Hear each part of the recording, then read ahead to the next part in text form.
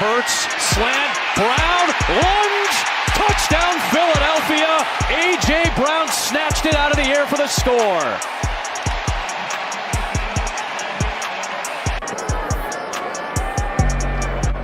Checks wing, well hit ball, and there it goes. Number 300 for Ken Griffey Jr. One of the youngest ever in the major leagues to reach the 300 home run plateau. Bothered by Lou.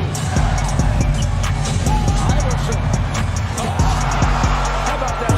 Steps over Teron Lou. 7 straight points by Iverson. Everybody, welcome. Hold on a second. Hold on. Make sure that I am let me see if I'm good. Yes, I am. Ladies and gentlemen, welcome to another episode of the Louis Sports Network. It is baseball. It is opening day. It is opening/night. Welcome back, ladies and gentlemen. Man, before we get started, make sure you hit the like button. Make sure you hit that subscribe button. Make sure those post notifications are turned on. Make sure you're sharing on your social media platforms. Truly appreciate it. I will get the game audio going, ladies and gentlemen, just a bit. Shout out to Ryan, first one in the building.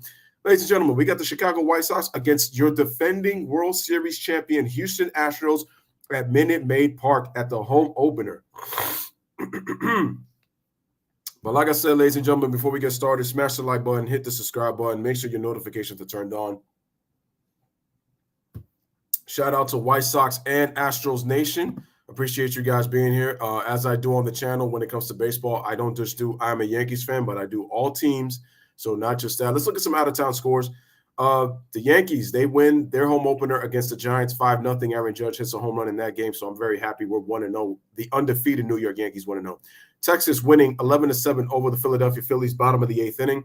Pittsburgh is up 5-4 on the Cincinnati Reds, bottom of the 8th inning. Wow, wouldn't it be something if Pittsburgh gets their first win of the season already? Toronto up on St. Louis by the score of 6. We're tied at 6 heading to the bottom of the 7th inning. Atlanta wins 7-2 over the Nationals. The White Sox win 4-0 over the Brewers. We got Baltimore winning on the road in Fenway in Beantown by the score of 10-9 in a high-scoring affair in that game. So we're going to look at the full scoreboard. Tampa Bay wins their first game at Tropicana Field 4-0 over the Detroit Tigers. The Mets win over the Marlins 5-3. Minnesota 2-0 over Kansas City. And then later on tonight, we got Colorado and San Diego at 9:40 at Petco Park. We got the Angels against the Oakland A's in the Coliseum in Oakland. We have the Dodgers at Dodger Stadium against the Diamondbacks, and then we have the Guardians against the Seattle Mariners. Shout out to Karam in the building. What's going on? Your Rangers are about to go undefeated for the first one of the seasons, and they were down 5-0, so they're on the verge of getting the win.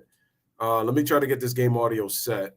All right, tonight's pitching matchup is Dylan Cease going up against Framber Valdez for the Astros. Let me see if I can find Sports Surge so that I could do the lineup right then and there. That way it makes it easier. Game time is supposed to be scheduled for 7:08. It's supposed to be first pitch. And I'm pretty sure they're giving out the rings for the Astros. Once again, congratulations to the Astros on a job well done winning the championship. All right, let me go to the website. Let's go here. Again, guys, make sure to hit that like button as you guys come in, man. Hit that like button. Does well for the algorithm. Let's see if I can find. I was looking for that stream. Where is it? No, that's not it.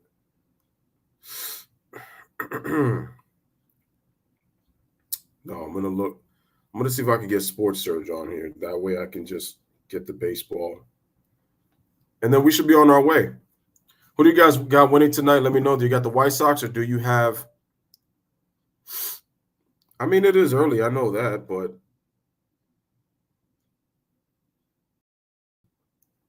let's click. Where we at?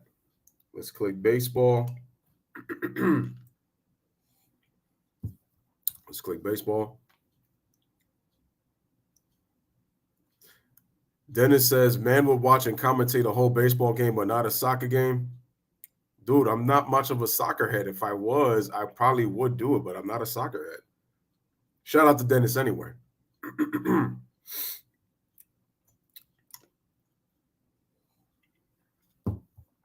Let's see.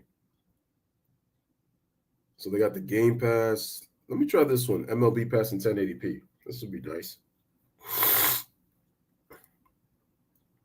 There go my man Dusty Baker. Let's go. Yeah. Dusty, let's get it. My man Dusty Baker about to get his flowers for the championship. Let's go. Of the game. It's the voice of Sunday Night Baseball, Carl Ravitch. Here we go, ladies and gentlemen. Welcome and happy opening day to everyone. Major Facts. League Baseball returns 2023. Facts. Every single team scheduled to play today and tonight. All teams playing today, ladies and gentlemen. This hour belongs to the defending World Series champion Houston Astros.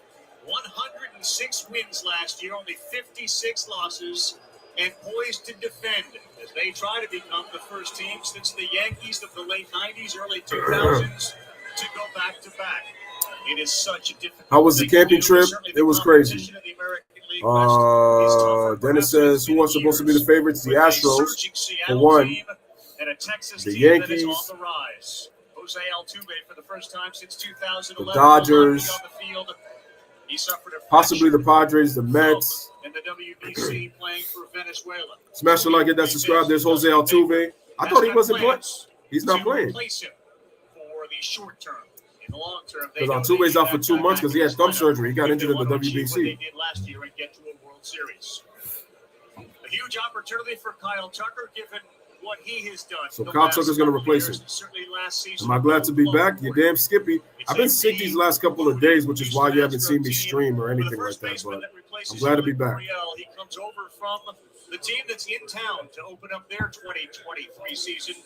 It's the Chicago White Sox. They did not make a whole bunch of changes, but they do have a new manager. Oh my God, who is that? Set for the opening pitch. This girl is kicking, and she twerking too. Who? Oh, Megan Stallion. Oh, I'm done. I'm so done.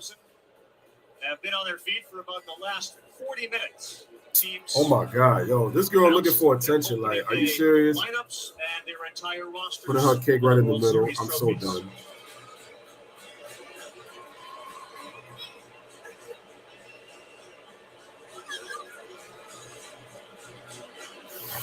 She throwing the first pitch and she dressed in all white. Megan Stallion is being told the pitch clock, which is something that we're going to see this year, is now running.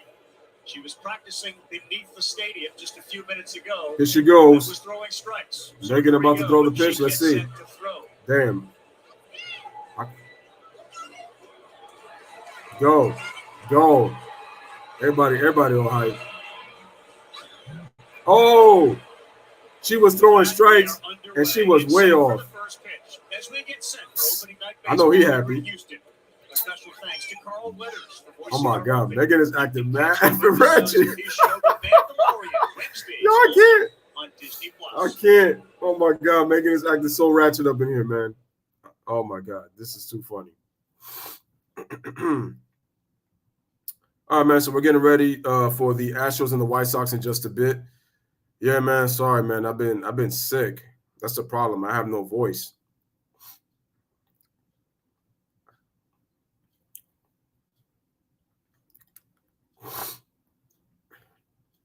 Listen, man, if baseball stays out of politics, this could be a really lit season.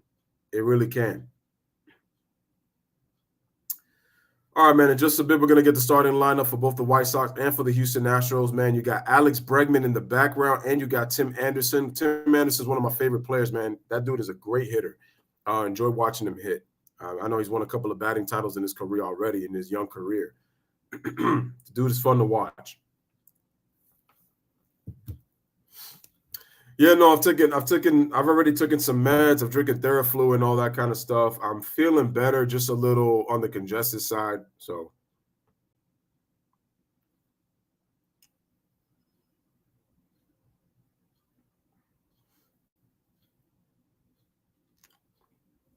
right now we're looking at pregame right now, and once we do that, I will rev up the volume for the audio.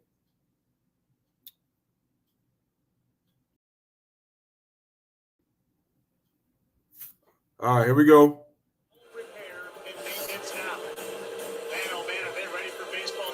They really are ready for baseball because I am. It's opening day. A whole different feel new rules and new optimism about the direction the game is going in. There is no work stoppage. We are starting on time, playing a full 162-game schedule, and looking forward to see it all play out because baseball, perhaps more than any other sport, is as unpredictable as Roger Clemens. What is he doing here? Roger Clemens, a Houston native, of course, who pitched here. Eduardo Perez. Second-time Wow. Cy Young Award winner in the booth with David Cohn, taking care of his yes obligations with the Yankees. That's Eduardo Perez. Let's go, baby. God bless. You pitched in Wow. 13. Who would have I don't know thought? if you knew that, but 13 opening day or night games. What's that like? What's the difference opening day, night versus every other game? It's exciting. It's an honor to have that opportunity. I didn't know. Who would have thought Roger Clemens would be here at least broadcasting, doing games? I'm sure up in the East, but what an honor, and you always look to get your team off to a great I start. got to see what the Diamondbacks Awesome did. journey. A lot of sleepless nights before the opening day, and the jitters. Smash the like, hit that They're subscribe, ladies and out there gentlemen. right now. Yeah, and look, if you're an offense, you're facing guys like this, and we have two aces on the mound. Framber Valdez goes for the Astros. Let's talk about Houston. They got a new first baseman. They didn't do a whole. Here's the starting lineup for the Chicago White Sox. Just set up baseball. Tim Anderson, shortstop, batting leadoff. Luis Robert Jr. batting center field, batting second. And the only downer really is, without Tuve down for a couple months, but it's going to be exciting time for these guys. Oh, they got Jose I Abreu? think, Oh, again, they can repeat. They can do damn. what they need to do because of the Shit. depth on What? their pitching staff. So I'm looking 6 forward straight to it. ALCS Valdez appearances, tonight, 4 you're gonna see pennants, 2 World 17 Series wins. titles. Last year, World Series Game 6. Framber winner. Valdez finished fifth in the He American League in pitched Cy Young a last year. Over 3,000 times. You're gonna Okay, see we a got bunch of Vaughn, that the first tonight. baseman, batting third. Jimenez batting the DH, batting fourth. Yohan Moncada, third baseman, batting fifth. Andrew Benintendi, the left fielder, batting sixth. Grandal, the catcher, batting seventh. Elvis Andrews, second baseman, batting eighth. And Gonzalez, the right fielder, is batting ninth for your Chicago White Sox. And not only is he bilingual, but he's multicultural as well. He understands each player, and he's earned that respect throughout spring training, even before spring training. And now for opening day, every one of these There is players Tim that Anderson. underachieved last year, but might have been Finished second in the Central last year. Did the White Sox 81 and 81. They just missed the playoffs. wants to put up the numbers for Pedro Grifol, new manager. Andrew Benintendi and Mike Clevenger, the pitcher. And Dylan Cease was second in the American League in Cy Young in 2022. We've seen others that push the 3-hour mark. Two great pitchers, an outstanding atmosphere, and the defending World Series champs against the Chicago White Sox. First pitch is coming up as Houston. All right, Houston getting ready to defend their title. On this commercial break, it is ready to rain, ladies and gentlemen. Astros and White Sox coming up next here on the Louis Sports Network.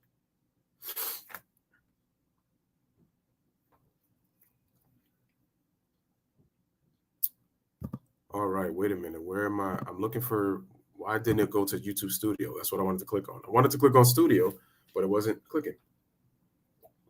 I feel like this is going to be lagging for me a little bit. Hopefully, I'm able to get past this lag and able to do the things that I need to do. Also, ladies and gentlemen, if you would like to donate to the channel, you definitely can do that. Super chats are on, so definitely send your donations if you would like to donate to the channel. Again, it's not by choice. You don't have to do it. It is optional. But if you would like to, I definitely do appreciate that. So who do you guys have winning this game? Do you have the White Sox or do you have the Astros? Let me know in the comments section and just predict the final score. Let me know. Oh my goodness. Let me see if I can copy this. Okay, let's see if I can do that.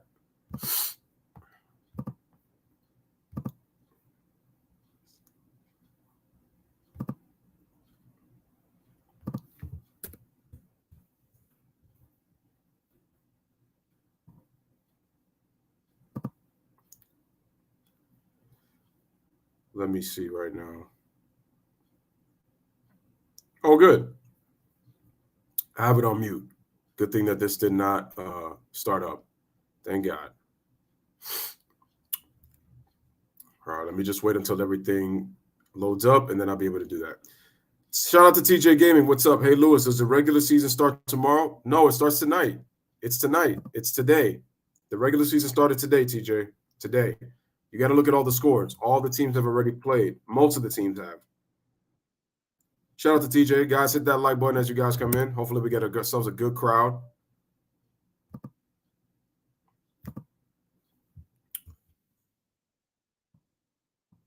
I usually put that before, but it's fine.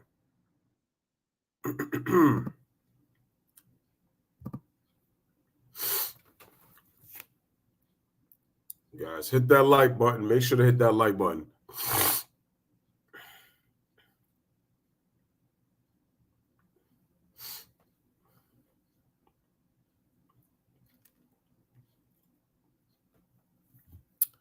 Oh, it's taking a little bit too long. All right, bet. Let's go.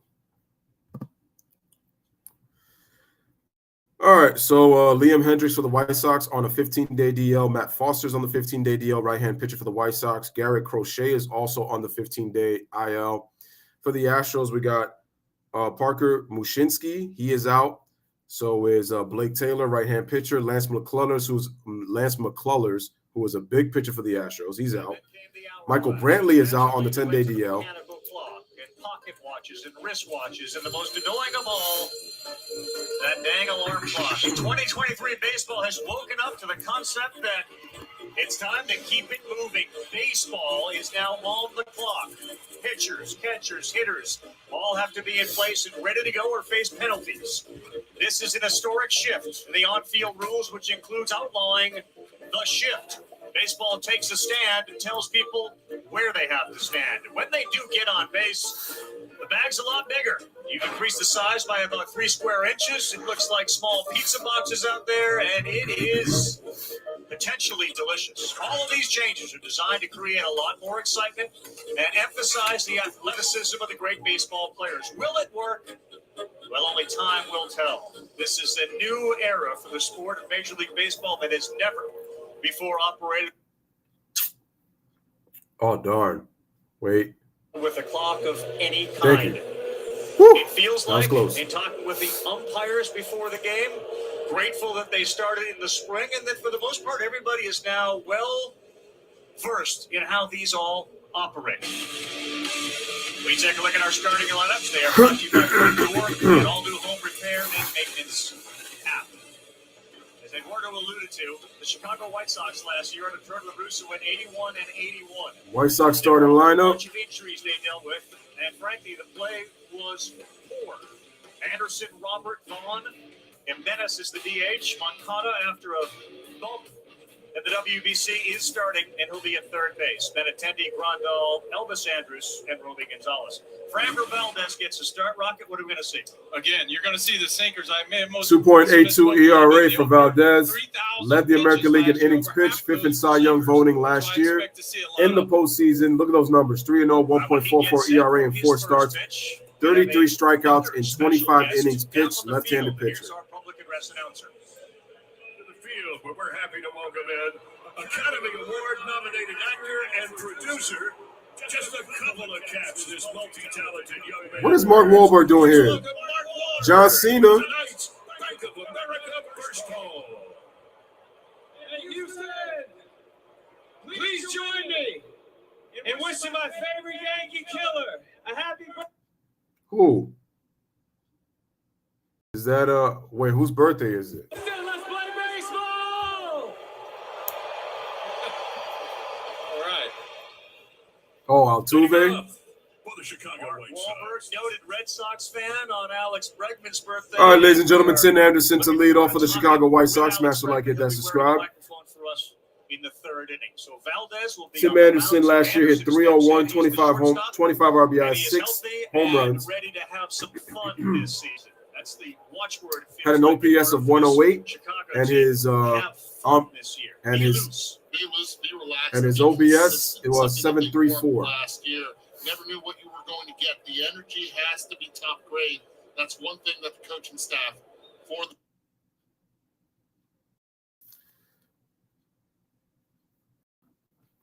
All right, we got a little bit of a buffer, but hopefully it recovers. Let's see what we got here. Here we go. First pitch And that's going to be a ball, and we're underway Calls, in balls, Houston. strikes. The first pitch is a ball. I'm probably The clock has behind. begun on Framber Valdez. And the pitch. And there Grounder. is Duvon. He gets the first Over the chance. second. With a ground out and a throw across the diamond. Throw it over to Abreu for the first out of the inning, one Between away. batters, 30 seconds for the pitchers, and then when the batter is at the plate with a runner on, you have 20 seconds to start your delivery. With the bases empty, you have 15 seconds to start your delivery. Not a shock. We start up with a ground ball there. Love it. Sinker down and in. Punched it to second. We got the call. And again, I today, guys, I got to tell you, going around the stadium, talking to the managers with y'all, I learned so much. It was fun. Here's the pitch, and we got a strike. Questions that you guys asked, I heard from both managers, confidence and pay attention to details. And when they both were answering y'all's questions, it was just a lot of fun. All right, here's the pitch by Valdez, and that's going to be in the dirt. Did he go? Check with the umpire. Says no. Umpire, that's Rod Brick. And I love how the pitcher and Rocket came out right away. Ground ball, love it, right? Because that's a sinker ball. That's exactly what you want. You're a White Sox fan. You're not. Here's Luis Robert Jr. That's exactly what 284 batting average, 12 homers, 56 RBIs last year. 289, 330. His pitch. 470, That's another ball. Ball Robert. two. So you pitched at 13 opening days. Count is now At 2-1. what point did you feel comfortable on the mound in your opening days? After probably about my second pitch thrown. Second pitch. Yeah, I got real comfortable after that. Again, I don't see what they call it, the pitch comm. I don't see a wristband on Valdez right now. So What I get the feeling Roger Clemens is going to try to get his way into the Hall of Fame as a broadcaster. Robert swings and misses at that. All right, so we got a foul ball, so the count is now even at 2-2. Actually, change up, and the count goes 2-2. And this year, the pitcher is allowed to have the pitch call, meaning the evolution is such that pitchers can call their own games. I saw quite a bit of that in spring training. All right, here we go. And the pitch, and it's going to be fouled off. How did you So it's still handle that? Did 2-2. you call your own games well before pitch call? I did actually. I did it with my looks towards home plate. When we just talked about paying attention to detail with my catchers. When a foul ball was going, umpires throwing a ball back to me, they had to really keep an eye on me because I was calling it with my face, my eyes, my looks on which side of the plate I was going to go to. 2-2. Here's the pitch, and that's going to be upstairs, 3-2, full count. Your face. About 90-95% of the game from the mound, and it made even when I went to a new team or had a new catcher, it made the flow of the game very easy. Valdez 3-2 to Robert. And it's going to be chopped, and it's going to stay infield. Valdez fires, and no, it's going to be safe, not in time. So it's an infield hit by Luis Robert Jr. So he gets an infield hit. First hit of 2023. But most importantly, watch the cam right here. Did it hit Robert? No, it did not. He takes off immediately. Good job by Robert. And his athleticism, this is what makes him elite. Not only is he powerful, not only can he play great defense, but he can also run really well. And right there, we saw a heck of a skill by Robert. That ball looked like it almost hit behind the plate. Yeah, for a second, Here's the everybody pitch. This Andrew Vaughn. And we got a strike. In there for a strike. Curveball at 78. Vaughn, the first baseman now with Jimenez for the Astros. 17 homers, 76 runs batted in last year. Here's the pitch. And it's skied high to left, slightly left center. And Pena, the shortstop, makes the play. 2 away. Don't see many of those. No, and you got to note, the viewers, what we call kitty litter, it's totally different in spring training, right? The dirt in front of home plate in spring training is extremely hard. You get Texas leaguers, what they call Texas leaguers, and Oh, Lord. base hits through the infield where the ball gets top spin. With a sinker ball pitcher like Valdez, that kitty litter in front, you might water it down a little bit more. The ball's not going to come out of it. Is this Mancada? There it is. And Bonder, Pena throws it a second for the force and retires aside. No runs, a hit. One man left on base. Headed to the bottom of the first. We are scoreless, and the Houston Astros are coming up to bat on this commercial break.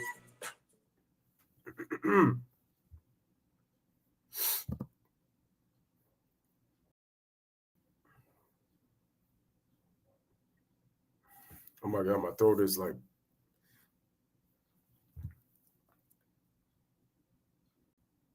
Yeah, that's Grandal.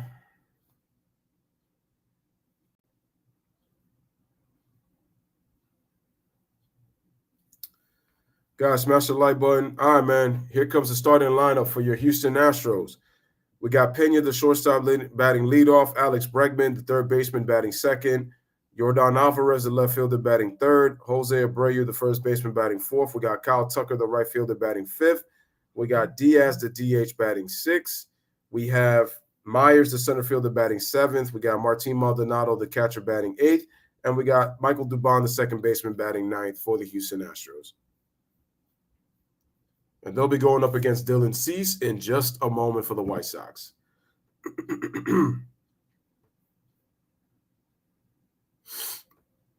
Toronto has taken the lead over the Cardinals 8-7 in the top of the eighth inning. Runner on third with 2 outs.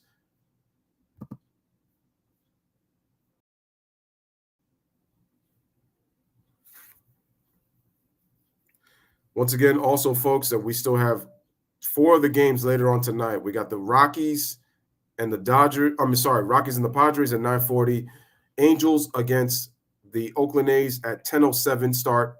Arizona and the Dodgers at 10:10. And Cleveland and Seattle at 10:10. Which is elite speed. We take a look at our starting lineup. The Houston Astros, brought to you by Prime All new home repair and maintenance app. Well, at the top, it's going to be a little different without Jose Altuve, who, again, first time since 11, he's not in the lineup with that fractured thumb. So it's Pena, Bregman celebrating a birthday. Yordan Alvarez did not play a lot during the spring. Jose Abreu is the newest guy here. Tucker, I'm looking forward to seeing younger Diaz hit. He's the DH, and he really impressed in spring training. He will bat 6 in front of Jake Myers. All right, here's Dylan Cease for your White Sox. Second in the American League in ERA, second in the league in opponent batting average, second in the league in slugging percentage in the American League. Strikeouts, third. Was just 220. And here's Pena. The first pitch from Cease. All right, that was a slider for a ball. 1-0. Don't discredit. Second to Cy Young, he knows what he's doing out there. Interesting to watch. Shout out to Ron Duffy. Land on his heel and spin out quite a bit. Here's the fastball, fouled off, strike that little one. Finish, that little leg kick finish where you kind of peel off towards first base. You'll see that in a handful of guys around the league now. Instead of really reaching out front, trying to deliver the ball to home plate, but they get great. That is Carl Ravitch, Roger Clemens, and Eduardo Perez doing the call. Here's the pitch up the middle, and that's going to be for a base hit right over the center field. Luis Robert Jr. fields it, and we got ourselves a leadoff single by Pena. Jeremy Pena with a leadoff single. Jeremy Pena not wasting any time at all, hitting it right back up the middle, and now the Astros have. Shout out to Ron Duffy. How are you? I'm doing great. How are you? On base, slider stays up, and he gets it right where it came from. 104 miles an hour off the bat. Here's Bregman, the second baseman. Here's Alex Bregman. Pena doesn't go, and Bregman breaking ball, right fouled off. Strike one. So the other rule we didn't talk about, guys, and Roger, you may want to comment on it, but disengagements, meaning the number of times the pitcher can throw over to first base. Oh, you're an Astros fan. Okay. Pena, you can do it twice. If you do it a third time and you don't get him, it's a balk, and the runners advance a base. Here's the pitch. Right. Bregman out and that was out in front, hit, and that's going to be foul. Excuse me, I like to throw over 3 times. On the breaking ball. The first time was kind of just show me. The second one was a good move, and then the third one was like on target, spot on the corner of the base to try and pick the guy off. And again, quickly on the 0-2 count. We've heard guys that they would rather chance. No balls, 2 strikes. Here's the pitch. That's a ball, 1 and 2. Over there, especially with a base stealer. Good block there by Yasmani Grandal, who was one of many White Sox players that were hurt last year. Eduardo Grifol brings a great catching experience to it, and he was noted for really improving Salvador Perez's overall game when he was the bench coach in Kansas City. Smash the like, hit that subscribe. Here's the pitch. Swing and a miss. 97. And Bregman is out on strikes. 1 away. You know what's going to be fun here tonight, Carl? Every time a swing and miss, especially elevated, we might do that right there. Yeah. And that was a strike 3. And you had many of these up in the zone, right? Yeah, these guys, these guys have great breaking balls, whether it be their slider, their curve, a good change.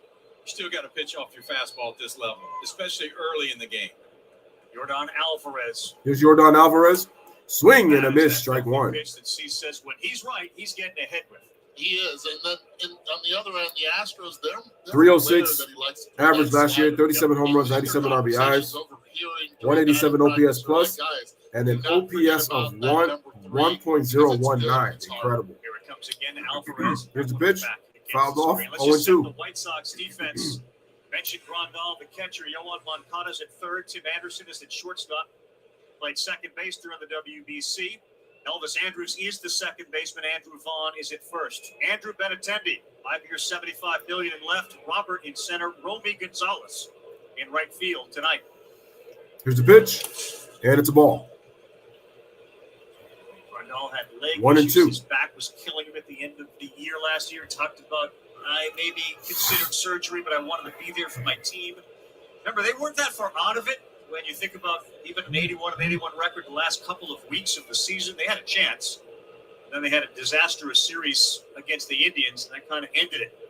Pena goes. That one's high. And Pena goes, and he's going to steal on a 97-mile-an-hour fastball that was up in the zone for a ball, and he gets a steal. Takes away the double play. It didn't seem like he was going to come out of the crouch to be able to throw that ball. Really good jump by Jeremy Pena. Watch the footwork here. Jeremy gets a good jump. He was going to throw it off his left knee. I don't think he had a chance, even if he would have caught it cleanly.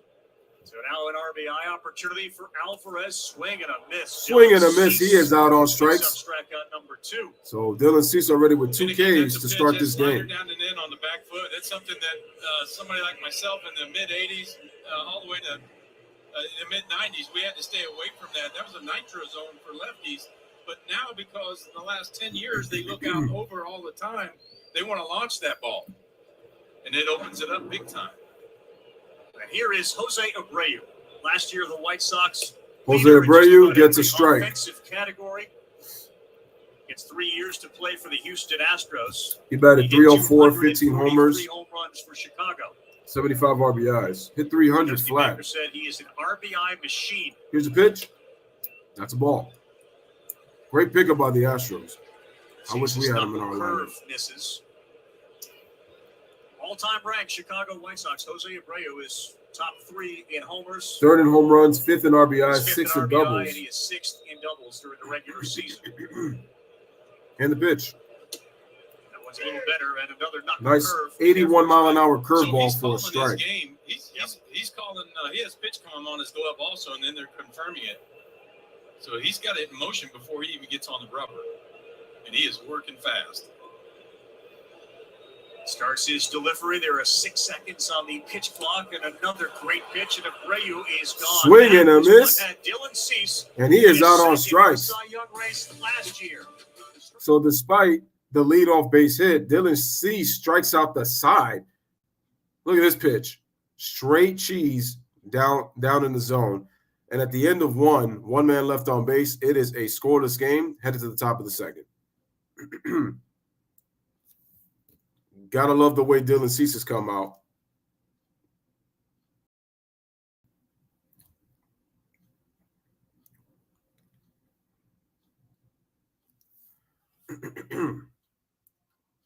Smash the like button, hit that subscribe button if you're new to the channel, man. Definitely appreciate y'all. I mean, so far we got 3 likes, only 1 person watching. Hopefully we get ourselves a nice, good view of fans for this game. It is opening day. Opening night in Houston.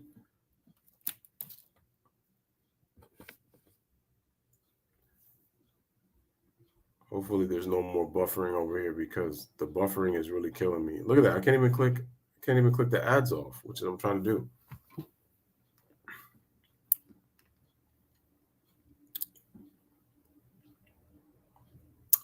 If you are an Astro fan or a White Sox fan, let me know in the chat. Definitely appreciate you. Definitely will give you a shout out. My question is, do the White Sox have what it takes to make the postseason? I mean, they're in a weak division, so they have a shot. I mean, they just missed the playoffs just with 81 wins. So if they can improve this year, they got a shot. Because I look at that division, Kansas City. I mean, the only real threat is probably the Minnesota Twins. They're probably the only threat in that division. Kansas City, you don't really know about them.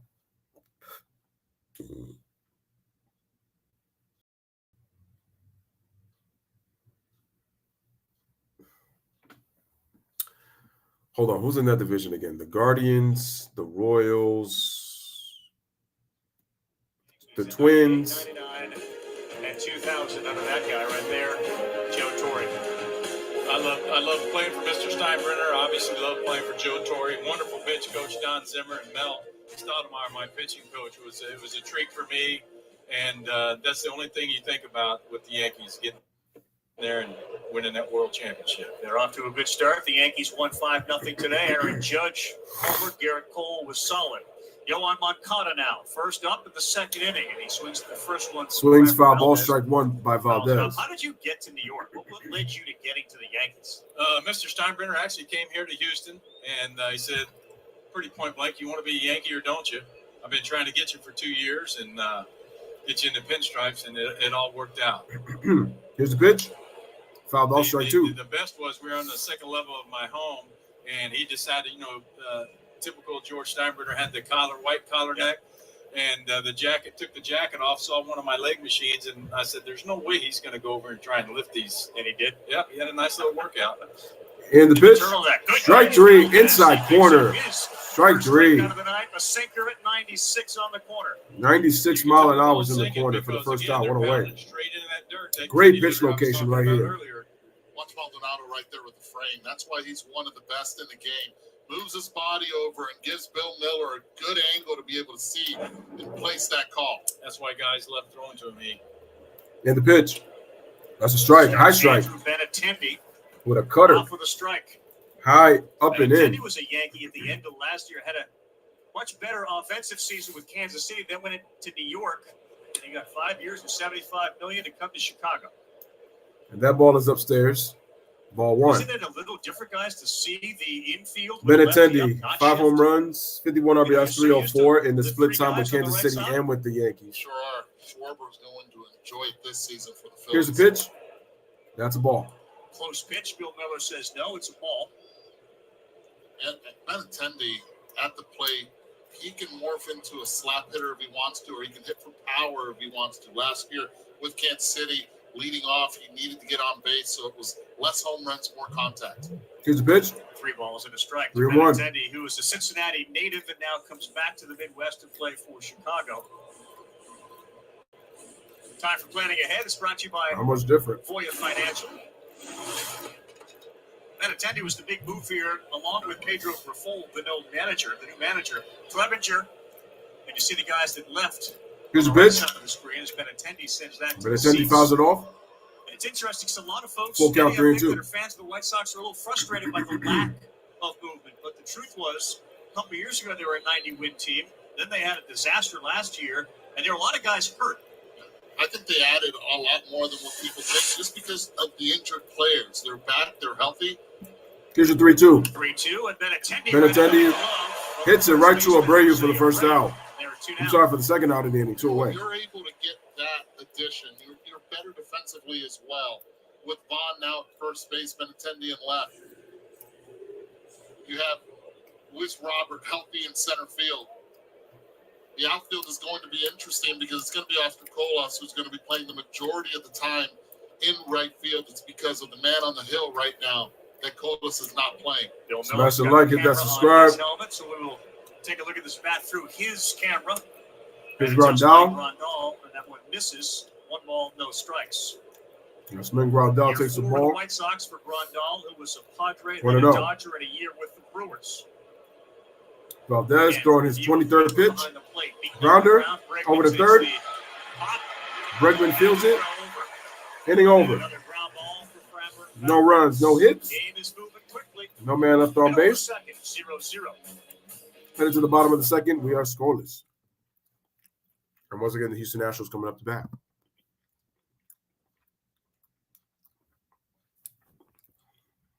So we got Tucker, Diaz, and Myers coming up for the Houston Astros in the bottom of the second. Scoreless.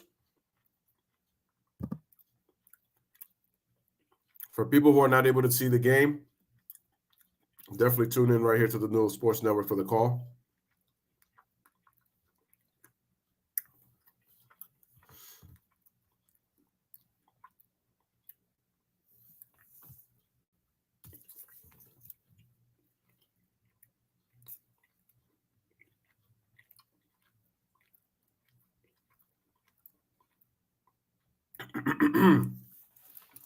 Man, that St. Louis game is a good one right now. That game is in the bottom of the 8th, and it's an 8-7 game. But Baltimore and Boston had a 10-9 game, so that was nice.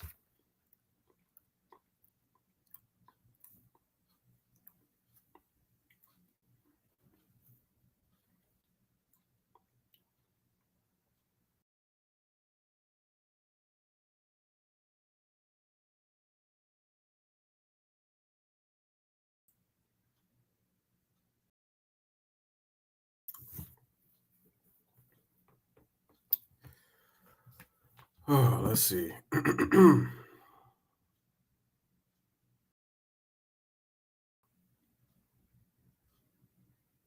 Is that Derek Jeter? Of course. Who's on the cover of MLB The Show 23? I didn't even see. Isn't it Shohei Ohtani, I think? Oh, you can play with classic players?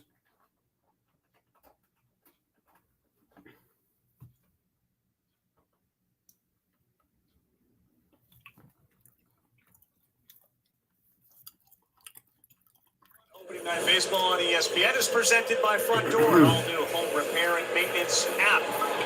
With Roger Clemens and Werner Perez waiting to hear from Buster Olney, we are underway opening night, Major League Baseball and across the country.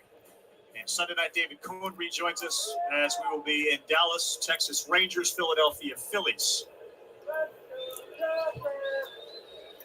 Here's Dylan Cease with the pitch. Big swing and a miss. Swing and a miss to Kyle Tucker for strike one. Not too traditional. That's more rocket-like. That's not traditional for Dylan Cease to get ahead that way. I know guys are going to dial it up a little bit from spring training while they're trying stuff, but this is here's the 0-1. Fouled off. 98 miles an hour, strike two. Cease did not throw a fastball at all to Jose Abreu. Did not throw. Only threw one fastball to Yordan Alvarez in his at-bat that he struck him out with, and one to Alex Bregman. Here's the 0-2. Percent of the time, he usually Ball. You throw a slider at you, but his velocity is up high tonight. Second in the Cy Young voting last year.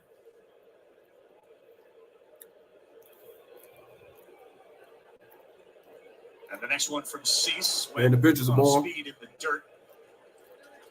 He's thrown a lot of knuckle curves early in this game.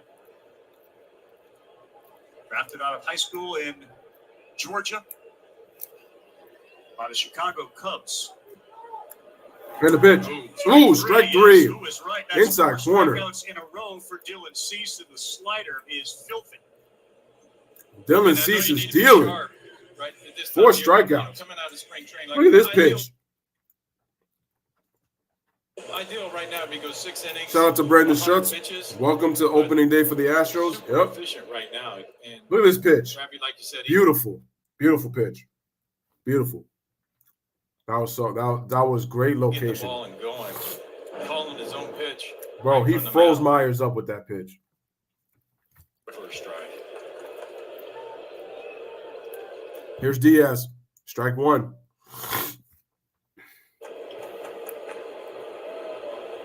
Diaz, Dusty, And the pitch. raved about his hitting ability. Foul ball, strike He's two. one of the backup catchers they have in this organization. He and Corey Lee were in a spring training competition. And ultimately, it was a little bit more the Gator versatility, and with Brantley and Altuve being I down, played 6 games the last year. offense that Diaz provides. 0-2. Here's the 0-2. Ball. And the offense that they're going to miss from Brantley until he comes back is huge. Yeah. He balances out the team with a lot of contact, a lot of quality at-bats. I think Gives it against elite pitching. I think Cease has only thrown 8 pitches. Really just focus on and hit them really well from line to line.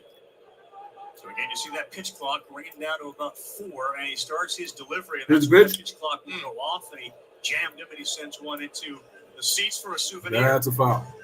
Made him aware of that inside fastball now. Still 1-2. How do you think you would have handled the pitch clock? I think I'd handle it fine. Like I said, there'll be certain times when guys are on base that I might try a couple things. And the pitch. I think you Fouled saw away. that in spring training. Scherzer tried to exploit it a little bit. Yeah. We talked about the hitter getting their one timeout, and then I didn't realize that when they did take their timeout, they could look at the umpire and tell him to go ahead and start the clock before I get back in the box. I'll be honest, I spoke with the umpires before, and not And all the of them pitch. knew that the And the ball is slapped Hitters could do the same. over the This center one in the field. air, and the center Luis fielder, Robert Jr. makes the play for the is second right out, there 2 to away. make the out. It's pretty cool. Rocket, your split finger was probably on many lists, but in this case, it's Dylan Cease's slider. Most valuable pitches, according to StatCast in 2022. It's powered by Google Cloud. Most valuable pitcher, StatCast run value. Dylan Cease led the American League. No, the baseball. Verlander and Diaz. Ironically, both of those guys find themselves. Nice pitch, 80-mile-an-hour curveball for strike one. Diaz and Verlander on the IL now. I think it has a lot to do with the spin, obviously, with the spin rate on it and the way he lands and peels off towards first base. Here's the pitch. Strike two. Pitch there. Jake Myers, the center fielder, couldn't pull the trigger on it. Right, the ability to throw the off-speed pitch for strikes early in a game, how much confidence does that give you? Yeah, it's big. It's big. Either one where you got command like Cease has right now. Here's the 0-2. Strike three. Yeah, it strikes out 3 last inning, 2 more in this inning, and he's making a living, getting ahead of guys, Rocket. Dylan Cease has been getting ahead of the count. He strikes out 2 guys in this inning, 3 in the first. He's got 5 strikeouts already. No runs, no hits, 1, 2, 3 inning. Headed to the top of the third. We are scoreless, and the White Sox are coming up to bat. For the White Sox, 8-9-1 hitters coming up. Elvis Andrus, Ramon Gonzalez, and Tim Anderson for this top of the third. Yeah, that chick is beautiful.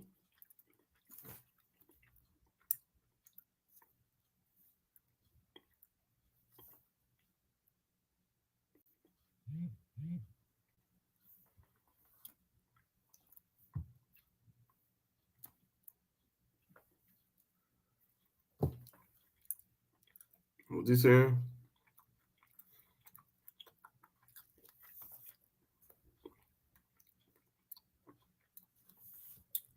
Wow. Both pitchers are off to great starts. Well, let me ask you guys. Would you rather have a high-scoring run game or would you rather have a pitcher's duel? I don't know. For me, obviously you want to score runs, but there's just something about a pitcher's duel that gets you excited because it's so tense. Every pitch counts. Every at-bat counts.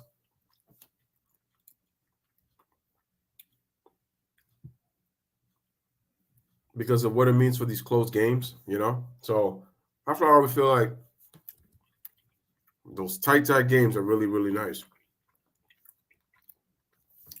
Especially in the postseason.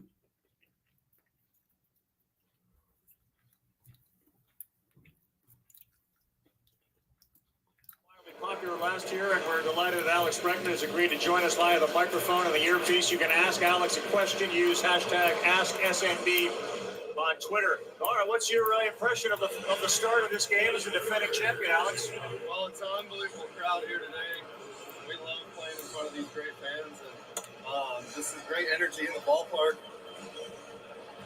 Frember looks good. Cease looks good. I buried the lead. I should have said happy birthday. I apologize for that. Happy birthday. Thank you very much. Appreciate it. Oh, today's his birthday. Happy birthday. 29 young years. Elvis Andrus leads off. Here's a pitch. Valdez throws the first pitch in there. If it ain't Mr. Yo Quiero Chew, Elvis Andrus, don't think I forgot about that. Well, when Frember's on the mound, you got to bring your glove to the ballpark. And the pitch. He just Strike. ground balls. He's got great stuff. Attacks the zone. Maldonado does a great job back there with him. Here's the pitch. That's the ball. Talk about Maldonado. You bring back most of the same team that won the World Series. There appeared to be kind of a lightness about this group now that you were the champions again last year. Tell us about what it feels like to be back here as the defending champ with this group. Here's the windup by Valdez. It feels great. All these guys are Strike so two. motivated. They love the game of baseball.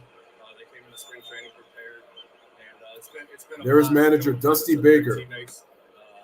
I've been loving it. 3-2 on the ground with shortstop Pena. And there's an out. All right, Alex. Everybody. First out of the inning, Pena fields it, throws it over to Abreu for the first out. Talk to around baseball, they all August last year, trying to land closed and not open up into a spin. Trying to focus on hitting. Romy Gonzalez, first pitch. Romy Gonzalez. Focus on hitting through the baseball. And we got a strike. Worked on a little bit of a scissor action you see with like Trout and Altuve and some of those guys. Here's the windup in the pitch. My swing, so Strike two. working on that, and then obviously trying to make sure the See, Valdez is working pretty quick. For another long season. Here's the 0-2. Ball. You can feel the difference in pace, can't you? I know you went through spring. Does it feel like it's moving a mile a minute here? Oh my gosh, it is. It moves even faster being mic'd up too, because it's like answer a question and then it's right back to it. We got a question from one of the fans out here as we look forward to the 1-2 pitch from Framber Valdez. Here's the pitch. That misses Ball two. Fan wants to know, Alex, who's your favorite baseball player of all time? Growing up, I love Derek Jeter. I was a big Derek Jeter fan. My first game actually in Yankee Stadium, my mom was wearing my jersey, but she actually had on Jeter's jersey underneath mine. Wow. Here's the 2-2. And grounder. Abreu fields it. Beautiful slide to get to the bag just in time for the out. 2 away. Nice play. And then when I was getting a little bit older, I bat boy for the New Mexico Lobos growing up. And Arizona State came into town, and they were winning 15-1. And a guy hit a ground ball to the shortstop. He was already 4 for 4 that day. Hit a ground ball to shortstop. Busted his tail down the line, dove head first. This into feels first like base. a Dustin Pedroia story. And I fell in love with Dustin Pedroia right there. 2 quick outs from Valdez. Here's Tim Anderson, the leadoff hitter. Tim Anderson. Here's the windup by Valdez in the pitch. Inside corner for strike 1. I don't think people all recognize the story about how your family has been involved with baseball forever. It's a long story, but tell us the highlights of that. Yeah, my grandfather was the general counsel for the Washington Senators. And Wow. Here's the pitch. my dad basically grew up on television. And that ball got crossed by the catcher by Grandal. That's So we've loved baseball for a long That's a time. ball. The count is even at 1-1. It's an honor to be able to play here in the big leagues. I just love it that somebody's making a comment on how old Derek Jeter is. And the pitch. Ball 2. That was a pitch clock thing right there. You saw that? Yeah, he pointed out. Yep, Anderson was not locked in there. I don't know. I'm not sure what that was. He starts the clock, 15 seconds. Framber Valdez will start his delivery before that hits 0. You don't need to throw it, just start the delivery. And Here's the windup and the pitch. Upstairs count is 3-1. Next question from a fan. What do you think makes the Astros special as a team? I think it's just a work ethic, to be honest with you guys. Everyone works extremely hard, loves the game every single day. We're focused. Down the line. Anderson hits it. It's going to be a fair ball. Hits over the wall. And Anderson is going to give himself a 2-out double. This is one of the reasons why Tim Anderson has had a lot of success against Framber Valdez throughout his career. In the first inning, he hit a ground ball to second. He is not trying to hit it to you, Alex. He's trying to go the other way here. He does it, is able to keep it in the air and keep it fair, ends up at second base on that 3-1 count. You know, a lot of my friends that were around Right on the chalk. He's a great player in this game, and he's fun to watch. Just not against us when he does that. That ball landed right on the foul line, and it's a fair ball. And now, chance for Luis Robert.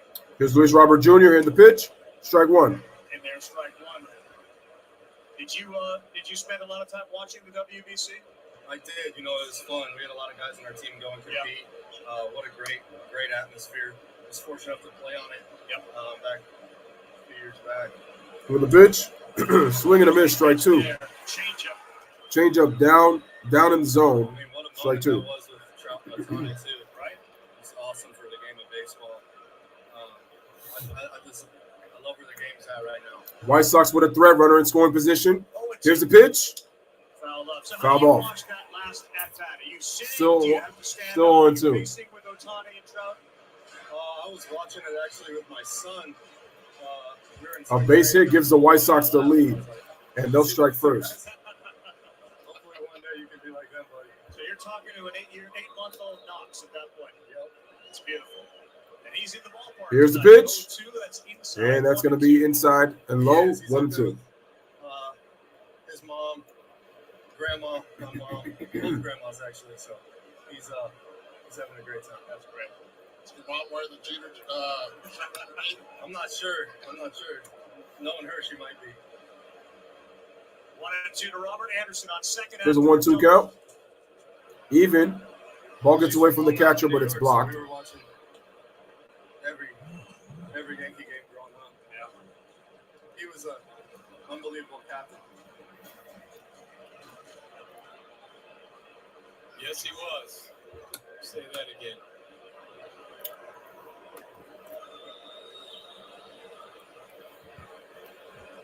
Here's the pitch. Foul away. Memories of watching Roger Clemens. Oh, many. When he was with Houston, when he was with Boston, New York.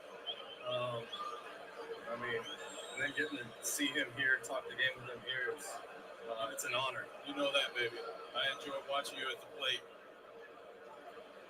2 balls, 2 strikes. Here's a 2-2 count. Ball grounded over the third. Bregman makes the play, and inning over. So the White Sox get no runs. They get 1 hit, 1 man left on base.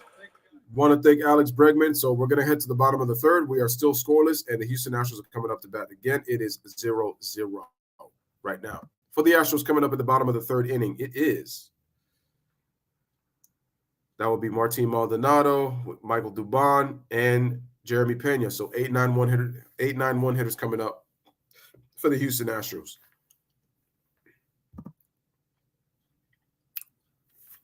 Tim Anderson did a hell of a job getting that base hit going opposite field, getting that extra hit. But the problem is they don't take advantage. So Luis Robert grounds it to Bregman. Like I said before, man, if he would have hit that ball into the outfield, Tim Anderson scores and the White Sox would have went up. But fortunately for the Astros, they don't score.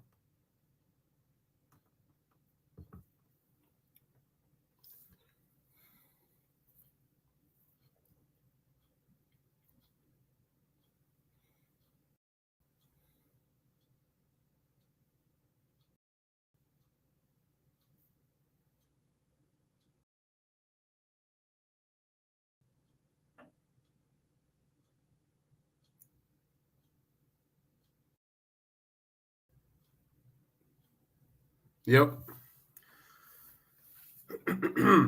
So far, the pitchers are doing their thing, and Valdez got himself into a little bit of a jam, but he was able to escape, making a big pitch when he needed to, and get that grounder by Luis Robert right over to Bregman to throw it to Abreu. So that was a huge out.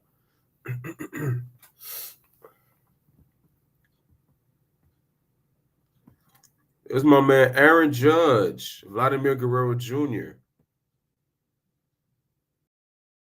Pete Alonso.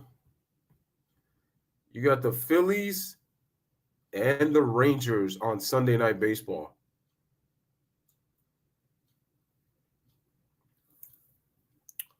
Nice little running play by Bregman.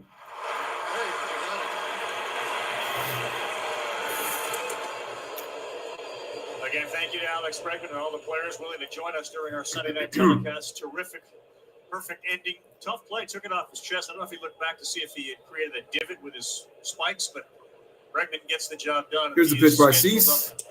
Breaking ball, strike.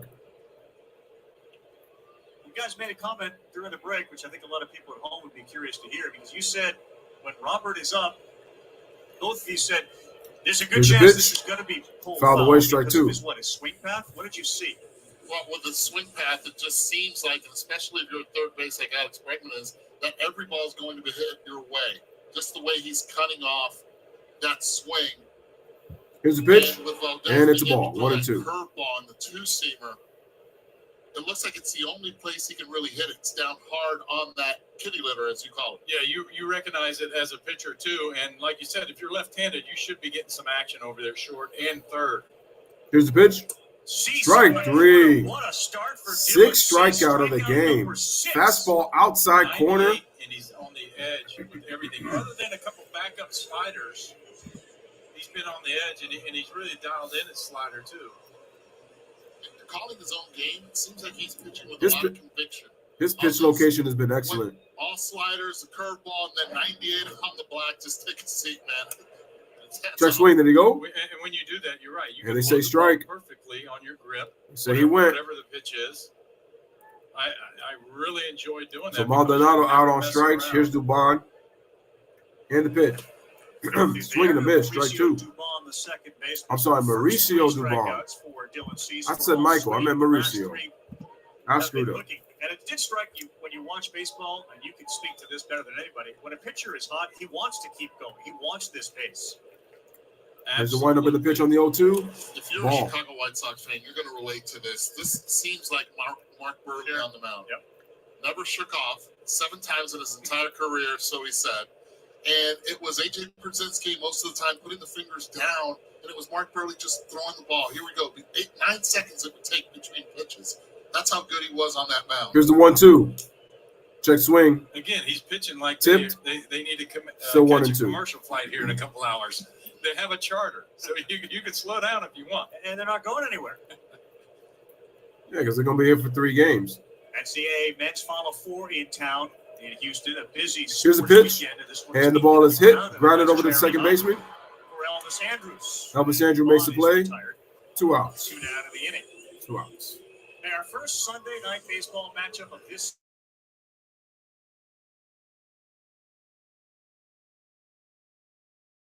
And on ESPN2, Michael K. and A-Rod back with their K-Rod presentation. Also available on ESPN Deportes and ESPN Radio. Wait, Michael K. is not only yes, but he's now ESPN too? At 6 o'clock Eastern time. That man stayed busy. On ESPN. Swing and a miss. It was tipped. Strike 1. That's fouled off. They just don't look like they're even. You know, they're picking up spin at all right now. Pitch, swing and a miss. Look at that. Look at that curveball. Strike 2. The same guy that hit that slider right back up the middle. So what does Dylan do this time? Goes with the 2 curveballs. Now he's gone curveball, fastball elevated before. Watch this angle. Anderson is shaded more up the middle. Obviously, he can't have his feet on the other So side. we got a quick 0-2 count. Here's the windup in the pitch. Ball. Cease misses. Remember 1 and last 2. year, in a 14-8 season, he had a streak of 13 consecutive starts with 1 earned run or less. 13 straight starts, Major League Baseball record. Ended up with 227 strikeouts. In the pitch. This is up there. Well, guys, I pitched with a guy like this, and when I came home here to Houston to pitch, it was Roy Oswald. I mean, he would love this pitch. He's smiling right now in Mississippi somewhere.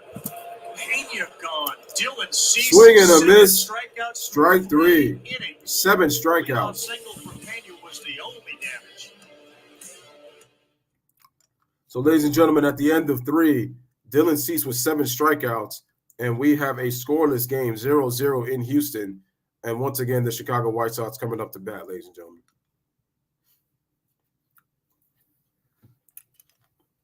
Smash the like, hit that subscribe. Make sure those post notifications are turned on, ladies and gents. My apologies, guys. I'm just trying to wait for the stuff to stop lagging right now on the OBS so that I can pretty much put myself back on the stream, because right now things have been, why am I freezing so much? Hello? Yes, I am. Okay, let me see. I should be good now. Let's go back. Excellent. There we go. I apologize for that, ladies and gentlemen. The lagging in these streets is incredible.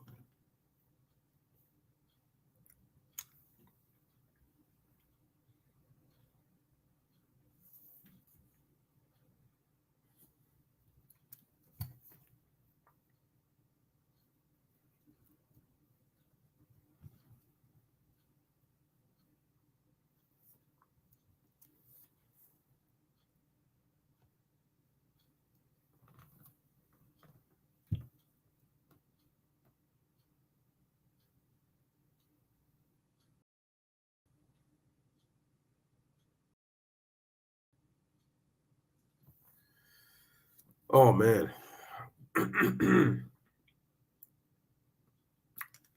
name is Michelle. Man, that is one cute entrepreneur, I'll tell you that. Would love to get her number if I could.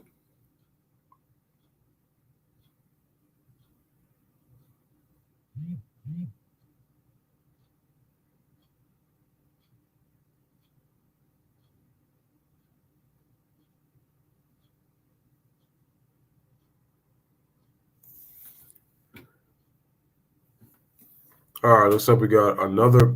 It's buffering once again. Let me just.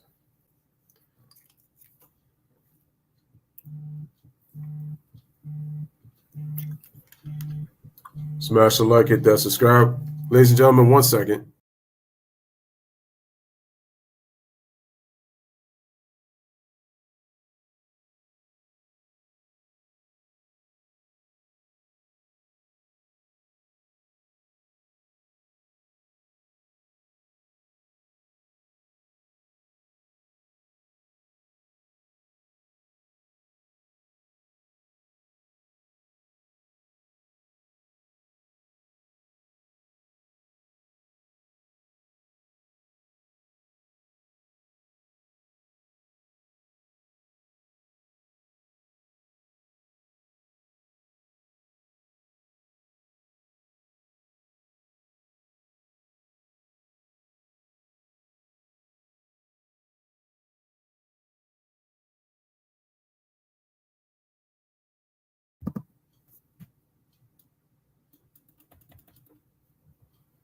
All right, ladies and gentlemen, 4th inning.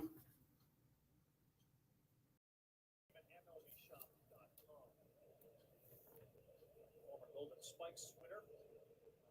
Cal retired. Here's Eloy.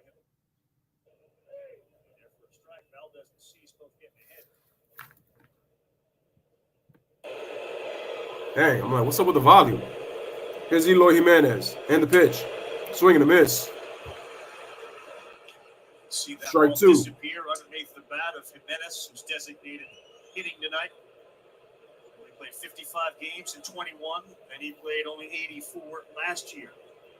But second half of last year was Here's the 0-2. Swing and a miss. Valdez, quick work of Jimenez. I mean, Good morning, good afternoon, good night. He's out on strikes. From the left side. From the left side. And all these, I mean, they're staying on the edge of the zone. Beautiful pitch. On the bottom part, on the left and right, where the umpires kind of pinch you a little bit, and then they go up in the zone.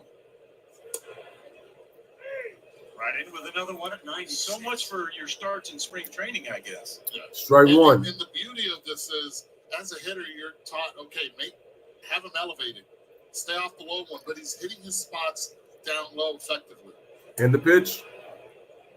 I'm sure the report too for Chicago was they're looking there, they're looking down, but it's so heavy. Again, we talked about him hitting it out front in the dirt. We got an even count of 1-1. Here's the pitch. You're gonna have to change Strike your 2. approach just a little bit here, your third time through the lineup. But I think it's really difficult, especially for a swing path like Robert or even Moncada, that it's not a right field swing. It's more of a And the tight 1-2. swing. Ball. A little low there. Put it this way, I'm not changing. If I'm Valdez, and I didn't either until you forced me to change. Yes. And again, my guys behind the plate, they're paying attention to detail too. They know what's going on. We're gonna keep letting it eat until they change. Here's the 2-2. There it is. Foul ball. That's a bowling ball right there. Keep an eye on Maldonado's mitt, how low it is to the target. It's down low. He doesn't want him to throw anything up.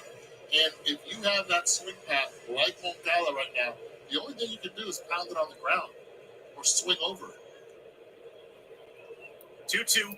2-2. Off speed, and that Off is speed. in the hole. In the hole. He went with a curveball. Past Pena into left for a base hit. 79, and there is. It wasn't kind of, he hung it down. He did him a favor. Watch where the location is, top part of the zone. That's going to get hit. Still pounded it on the ground, but it gave Moncada an opportunity to find barrel and hit it through the infield. All right, here's Benintendi. Run on first. This one is also into the And Pena was shading past to Pena second. once again. And just like that, Back-to-back hits. Moncada, Benintendi the other way. White Sox in business. One out, runners on first and second, runner in scoring position for the second straight inning. Left-handers taking you that way, even if you're a right-handed pitcher or a left-handed pitcher. So you said that Valdez did him Moncada a favor. What does that mean? He threw him a pitch that he could hit. Absolutely. Absolutely. Up in the zones, sped up his bat, of course. And he's been 96, 98 down in the zone. Now Grandal. And the first pitch sails a little high at 95. That should have been a show me pitch right 95 there. miles an hour, ball one. He's looking for that ground ball big time right now. And more often than not, he gets it.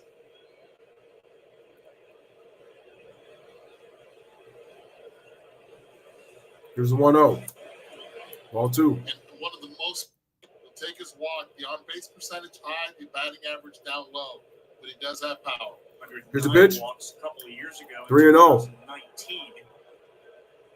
How much impact does the first hit in a while have on you? Because it's just a different guy right now. I think you're in the stretch. You do have a little more time on the pitch clock.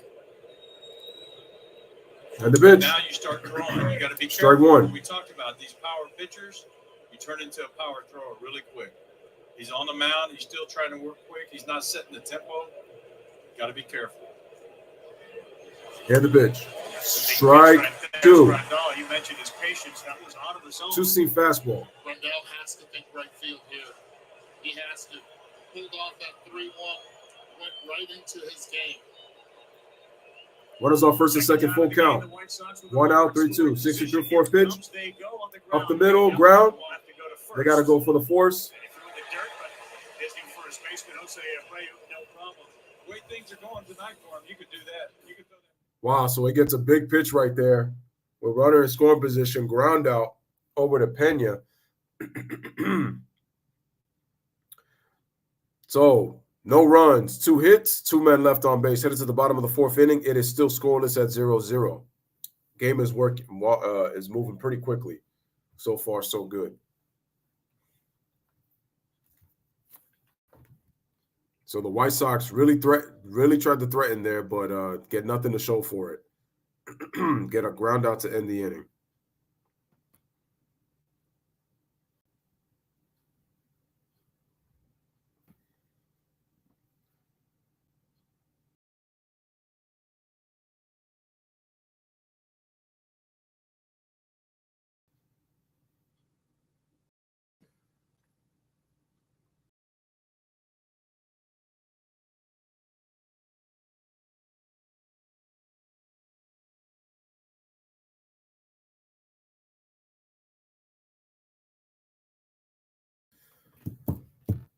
All right, let's see who's batting for the Astros here in the bottom of the fourth. Let's see. We're looking at probably Alex Bregman, Alvarez, and Abreu. So the 2, 3, 4 hitters.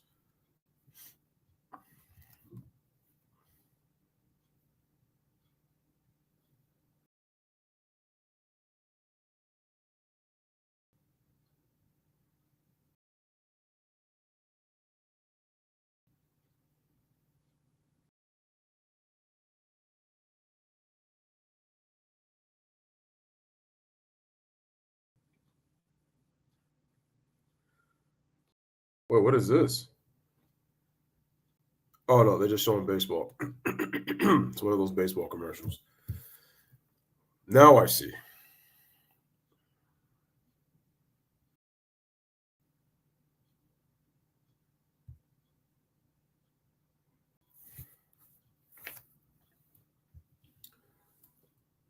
Back here at Minute Maid Park, speaking with the White Sox manager, Pedro Grifol, your first day managing the White Sox in the big leagues.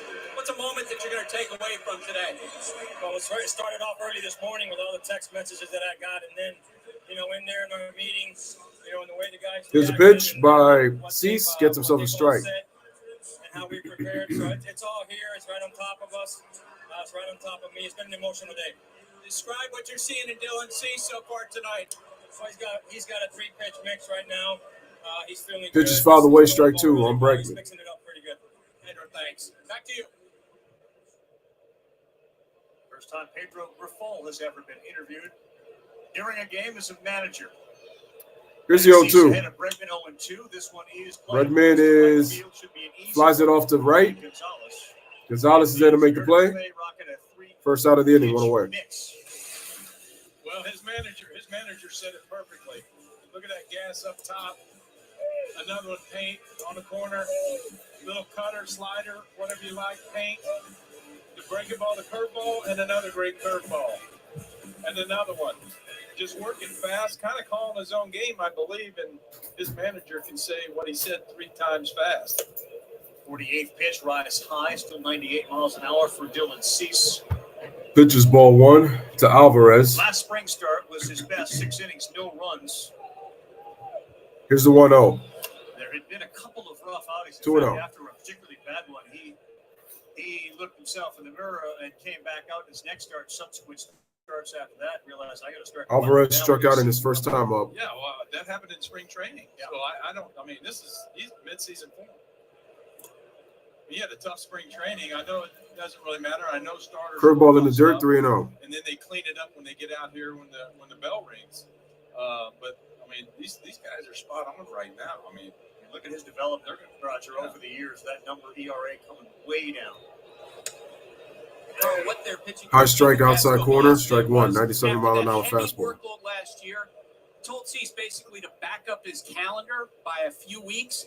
And so going to spring training, he was still building velocity. All right, 3-1. Here's a 3-1.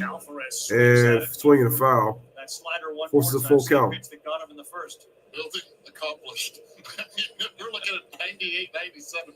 Paint up top, down and away. And right now, coming back, showing character here from a 3-0 count, working at the 3-2 with Yordan Alvarez. Here's the 3-2, full count. Swing it as a miss. Second out of the inning, 8 strikeouts, 2 away. I mean, he's going to have video. He's going to have video this year of the very first game to look at. If he ever gets in a rut, he can go to this game and learn a lot. Okay, so Ethan Katz told me yesterday, he said, we worked from being rotational like he was in 2020, kept working on it to being linear. So we got 2 outs. And then I asked him, I said, would Roger understand? He goes, absolutely. He was the most linear pitcher I'd ever seen. Even though he spins off, his stride. Abreu, and we got a strike 1 on a curveball. Than that fastball you just saw. Like and the that. pitch. He gets out a little bit further on that 14 fastball fouled away, 0-2. He's probably releasing it 2-3 inches. When he gets out there on the fastball, he's probably 2 or 3 inches ahead of it. Yeah. Even though he's spinning off, he's still releasing that. He's spinning off towards first. But he's still a little bit longer in his stride. Right down Broadway, man. It's a beautiful thing when you're doing it right. Well, he struck out 3 in the first, 2 in the second, 2 more in the third. Here's the 0-2. Now looking for a second strikeout here in the fourth. 11 swings and misses. How did you judge whether you were on? Was it swings and misses? Was it weak contact? How did you know you were having a good game? I just think about how I felt, and when I was releasing the ball, it was in the area. I tell big league pitchers, here we go. Yeah, right back to him. I tell most big league pitchers, and just throws him with a scoop to the first baseman, and that's the end of the fourth. No run, no hits. Another 1-2-3 inning for Dylan Cease. Through 4, headed to the top of the 5th. We are scoreless at 0-0, and the White Sox coming up to bat.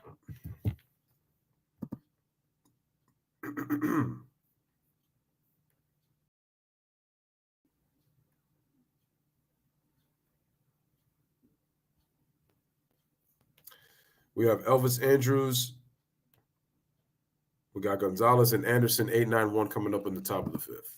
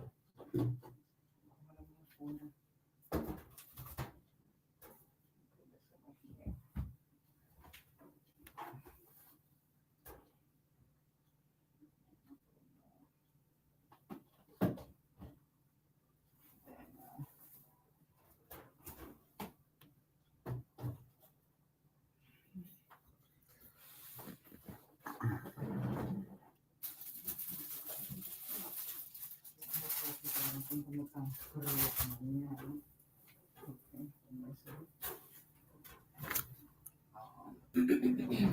or on demand, new and included for 2023. Watch all minor league baseball and live look-ins on MLB beginning. Emphasis: no blackouts. No blackouts, but new rules at the major league level. Minor leagues, of course, were the training ground, and now here in the majors, spring training.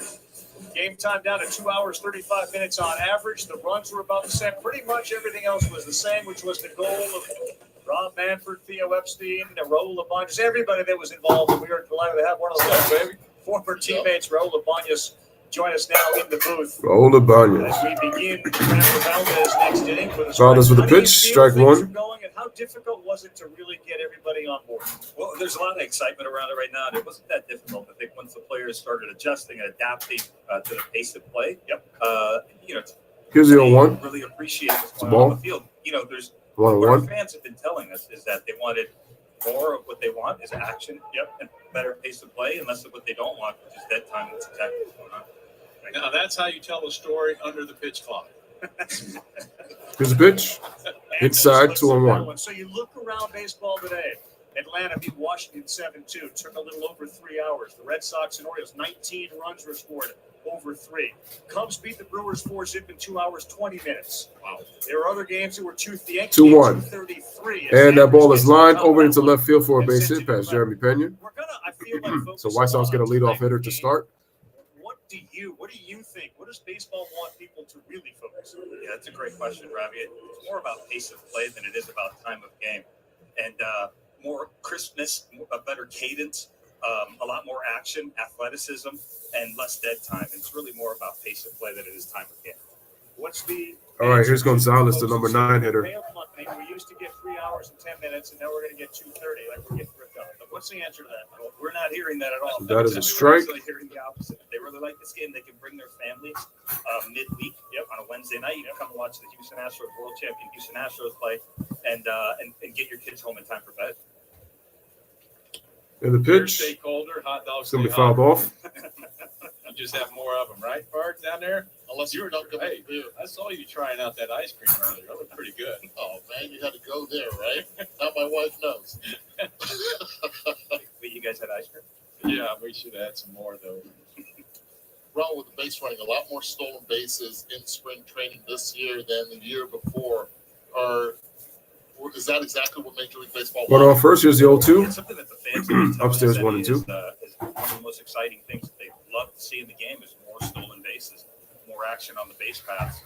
And we're seeing that. I think it has to do with the disengagements, and I also think it has a little bit to do with the bases being 4.5 inches closer between first and second base.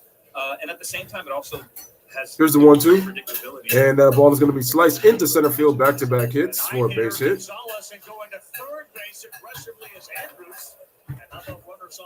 That's a base running by Andrews, so we got runners on the corners with nobody out. I feel like Raul wanted to take that one too, break that one down, because that's excellent base running by Elvis Andrews, a veteran at that. He is watching, he's coaching himself at second. His eyes are on his center fielder, stalls a little bit there. And then because Myers was flat-footed in center field, decides to go to third base, testing the arm. Catching him flat-footed is the reason why he's at third base. Here's a pitch, and Anderson ground ball. Chargers, they throw home. They got a runner. They got a rundown, and they get the force out at third.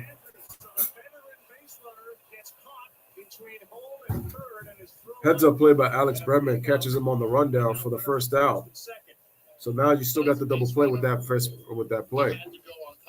a runner at first base right here. If he doesn't go on contact, most likely Bregman will go to first on it. But he's a little frustrated with himself, saying, geez, I could have read that and known that he wasn't going to second and the double play wasn't going to be made. That's where the frustration comes in. And Elvis Andrews ran himself into it out there. 5-2-5.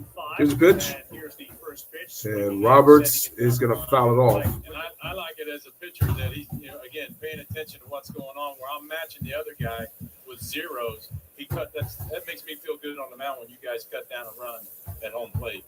And he's only one pitch away from getting out of this inning because of that double play ability and hitting the ball on the ground. And Andrews didn't stay in the rundown. Here's the pitch. To get the Rounder, to strike two. advance to third and second base. Watch Alex right here. He understands exactly where Elvis is. So he decides to go home. You have to know your personnel. Personnel on the mound tells you right there, I can get the ball on the ground, get this out, and we can get out of this. Rocky, we talked about the swing path. Here we go. Of Robert. What did he just do? Rolled over again, foul. I'm throwing that bowling ball down. Hard right here, down. 0-2. Exactly what you guys just talked about. Real quickly, now that you're in the Foul booth, ball. were there any instances today that kind of caught the attention of Major League Baseball? I guess Devers was called on a pitch violation. No, what we've seen is we're seeing the same trend line that we saw in the minor league. Yep. Is we're down to about 50% less violations, so we went from 2 to 1. And those things are going to happen this early on in the season from time to time. But guys are adapting very quickly. There's the 0-2. Misses 1 and 2. and seemed to catch a little bit of the K-zone. So here you go. You can see Devers supposed to be engaged, looking at the pitcher with 8 seconds left. He's not, and that's why the home plate umpire in that case called a strike on Rafael Devers, which was the third strike. And a big one is they lost by 1. Yep. 1-2 to Here's a Robert. 1-2. That one misses 2 in. and 2. It feels weird because this is all brand new, but are there any other things that you guys in baseball are kind of talking about? It was interesting. Rob Manfred and I had this initial discussion the day he became commissioner. 9 years later, he executed the defensive shift being outlawed at a pitch clock. Yeah, I think we're comfortable with where we are right now. We'd love to, kind of a wait-and-see approach. Yep. Here's the Build 2-2. Not too much. Too Still soon, fouled away, 2 too and 2. fast, and let the players adapt and continue with the feedback from the players, from the on-field personnel, from the managers, coaches, and front offices, but especially the players.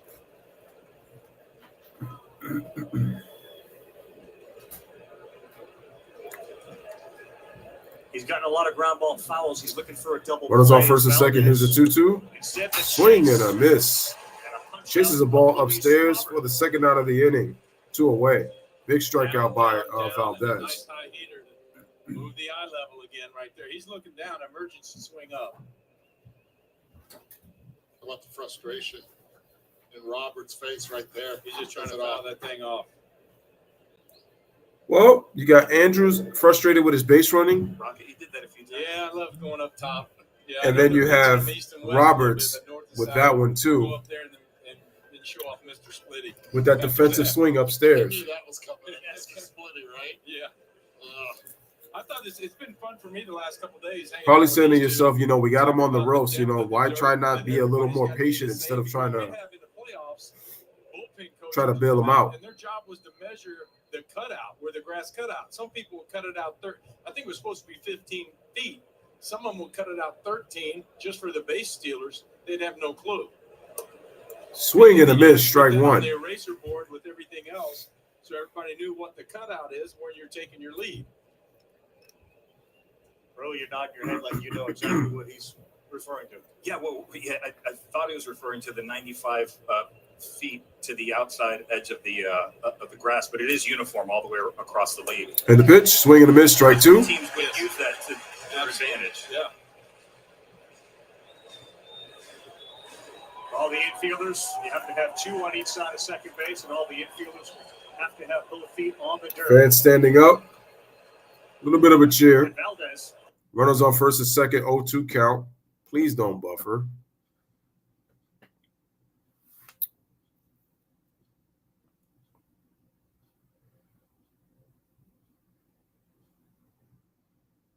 And what do we have? What do we have?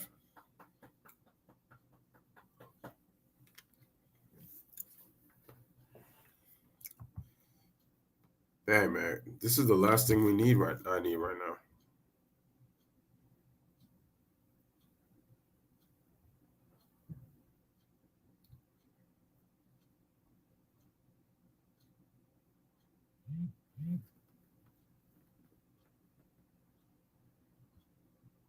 Wow, still buffering. Let's see if we could get this.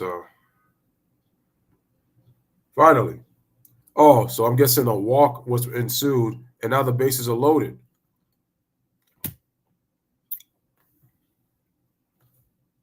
Thank you.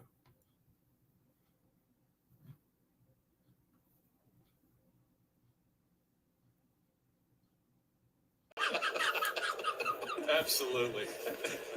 But I may be getting ahead of myself. Maybe it stays at 50. Let's see. The uniform cutout, right? That's right. The uniform cutout. What, in your opinion, leads to more stolen bases? So the White Sox are threatening, ladies and gentlemen. Bases loaded, 2 outs. It's all of those things. It's the disengagement. Valdez at 83 pitches. Still economical, bases believe it or at not. the same time, the predictability of a pitcher having to deliver a pitch within 20 seconds, where in the past, holding really wreaks havoc. Here's Jimenez. On base stealing. Here we 0 go. for 2. Bases loaded in the first pitch. Here's the ball. This is down 1-0. The cleanup hitter, Eloy Jimenez. He was 4th in the Rookie of the Year race in 19. He hit 31 home runs. Second half of last year, he was as good a hitter as there was in all of baseball. 0 for 2 tonight. Rounded out to short and struck out. The next one. Hard shot right at the second baseman. Boy, he hit it hard. 109 miles an hour off the bat, right into the glove of Dubon. This is where you Round out to the second baseman. Right now in the dugout for a great play. Thank you, Raul. Thank you, guys. Wow. So despite all that, Raul Ibanez joined the booth, but the White Sox get no runs. They get 2 hits, and the bases are left loaded. Headed to the bottom of the 5th inning, it is scoreless, 0-0. So White Sox, second straight inning, another opportunity to put themselves ahead in this game, and they still can't get it done. That is unfortunate. And they come up empty. So they're now 0 for 4 with runners in scoring position. Because remember, folks, they got back-to-back base hits to start the inning, and they got nothing to show for it.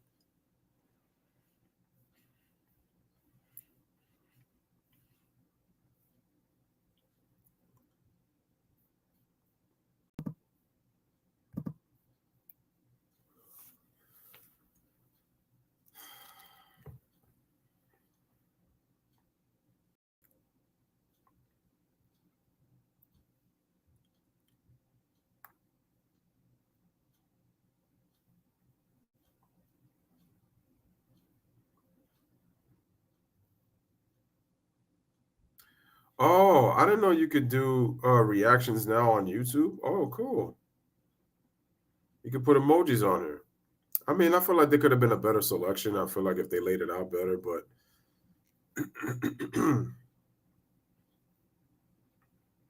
kind of interested that they went that way. But it is what it is.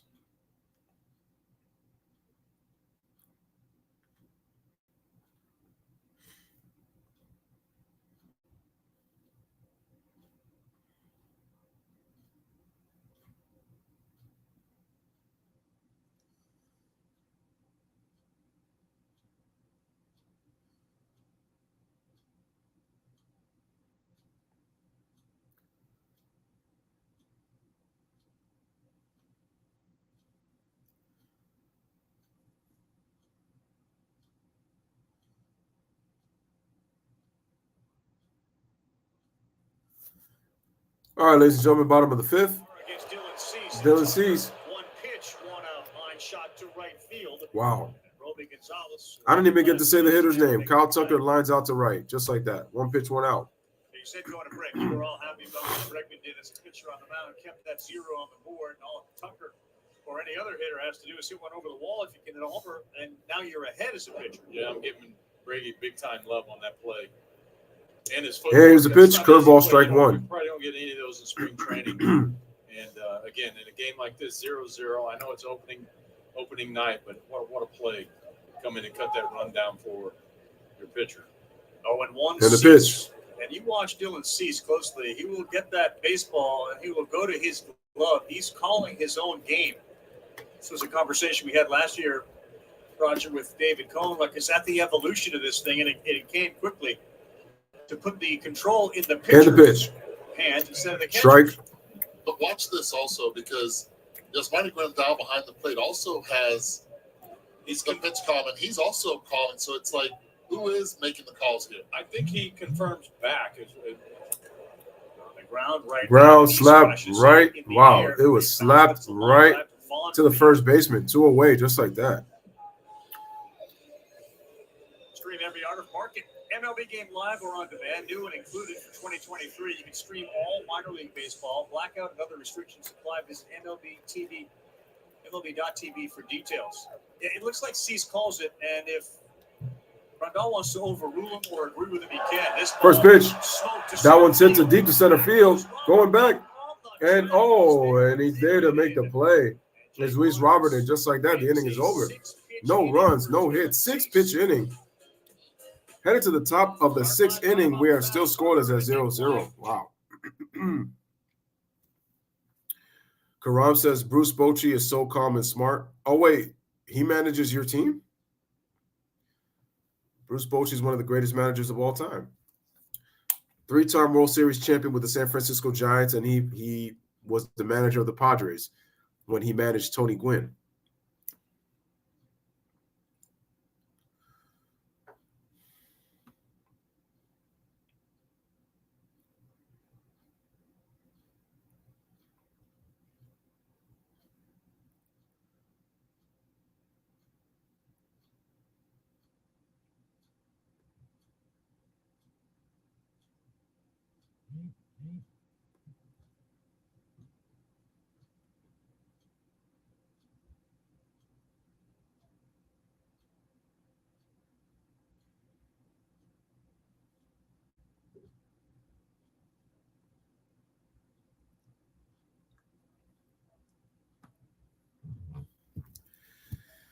Oh, so he is the Rangers manager. Wow. You got yourself a good one there.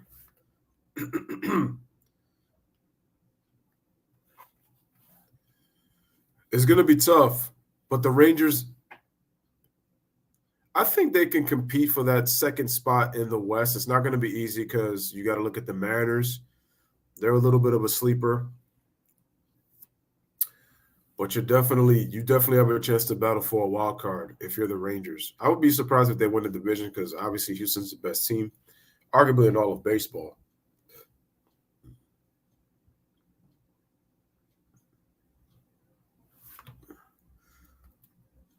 As we welcome you to our opening night game. David Cohn will rejoin us on Sunday night. All right, Rocket, how you feeling so far? It's good, baby. I'm enjoying it. Like I said, it's Brian Abreu, new pitcher for the Astros. But they're really sharp. The starters are, and so Valdez only goes 5. You know, they've been again. I think it has a lot to do with he's calling his own game from the mound. I know they're confirming it behind the plate, so we'll see what's up. Reliever into the game. After Framber had the bases loaded, he's out. Brian Abreu, the right-hander, 25-year-old, in. Here's the pitch. That ball is smoked the ball down the is line in it's going to close to be being a fair ball. And foul it's ball. Just foul. Man, was that hammered by Yohan Moncada. Moncada would have put the White Sox up on that pitch. Time from the left side as Framber Valdez is done for the evening, but get an opportunity to swing from a strong side. First pitch he sees, just a little bit out in front of it. That was on the first pitch. You can see it was close. I mean, there's a very huge close foul pole down there, and it was well over that. Here's the 0-1. Foul, and now Grounder, strike 2. Slider to get ahead 0-2. One of the strengths of the Astros, and they have a lot of them, but certainly one of them is this bullpen that features guys like Abreu and Mayton and Presley and Neris and Montero, Ryan Stanek. Here's the 0-2. And that ball is sliced foul. So count is still 0-2. The bullpens and how important they have become. They're always important, but man, have they become more important with the Moncada's 1 for 2, got himself a single. Generally going 5-6 innings. They're trying to keep these guys fresh, I believe. Here's the 0-2. Inside, once ball they get 1. to August, September. Rappy, in 2010 in the major leagues, there were 45 pitchers who threw more than 200 innings. Last year, 8. Yeah, ERA in the postseason, the 54 and a bullpen. third. The Astros bullpen in the postseason's ERA was 0.83. And the pitch. Check swing, did he go? Able to hold up on that as the appeal to third base Says denied. no. Says he did not go. So we have an even count at 2-2. A real interesting decision. When does first-year manager Pedro Grifol decide I got to take my starter? Here's a pitch. There you go. Swing and a miss, strike 3. Moncada gone. Moncada out on strikes, one away. Faces. How about Framber Valdez's night? Keep an eye on the glove side down because that's where he dominated this evening. Good velocity, good movement, keeping the ball down in the zone worked. And if you get the right-handed hitters to focus in, it opens up the rest of the game. With that nasty movement, Framber Valdez having an excellent night. I mean, seriously, he could have lived with one pitch tonight. I mean, he featured a couple four-seamers up high to move their eye level. Here's a pitch, count is 1-0. That pitch was very good at this time of year already, starting this season off. That Benintendi foul ball. Benintendi fouls it off, strike 1. So the one thing that you want to note there is Dylan Cease 63 pitches. How efficient he has been. Valdez, 5 innings. He doesn't give up anything. But the White Sox made him work a little bit harder because they were able to get runners on base in both the 4th and 5th inning, especially with the bases that got loaded just last. All right, so we got quick 2 outs. Reminder, T-Mobile. After the buffering, it skipped. TV. How Redeem by nice. April 3rd at T-Mobile.com/MLB. Dylan Cease just chilling right now. Pitching an incredible game off a season in which he finished second in the American League Cy Young race. 2 down. Here's a pitch. Yasmani Grandal Strike. looks at a curveball in there, strike 1. And interesting. Yasmani Grandal takes a strike. Left-handed Strike 1. pitchers in the bullpen, but he understands lanes and the strength of Abreu to be able to get lefties out. The 0-1.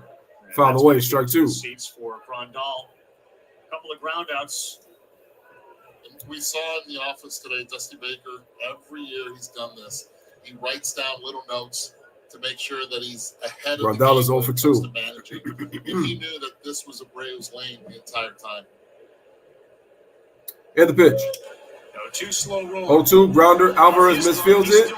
And Abreu will take it himself and field it to make the play. He's retired.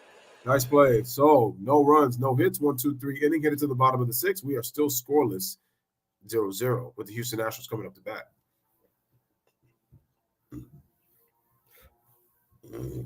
Excuse me.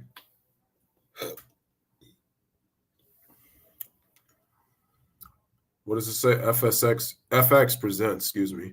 Is that Sons of Anarchy? I could tell just by the jackets and the bikes. Looks like another Sons of Anarchy basically season.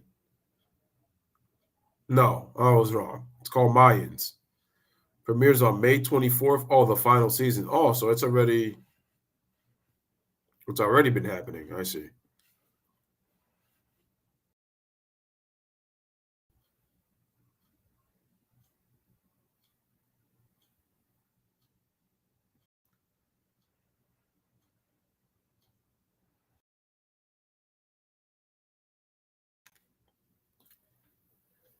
That's right, ladies and gentlemen. Baseball is back. Right now, MLB TV is free by T-Mobile if you have T-Mobile right now from the 30th to April 3rd, which is on a Monday. So you got the entire weekend. So you got Friday, Saturday, Sunday, and then Monday.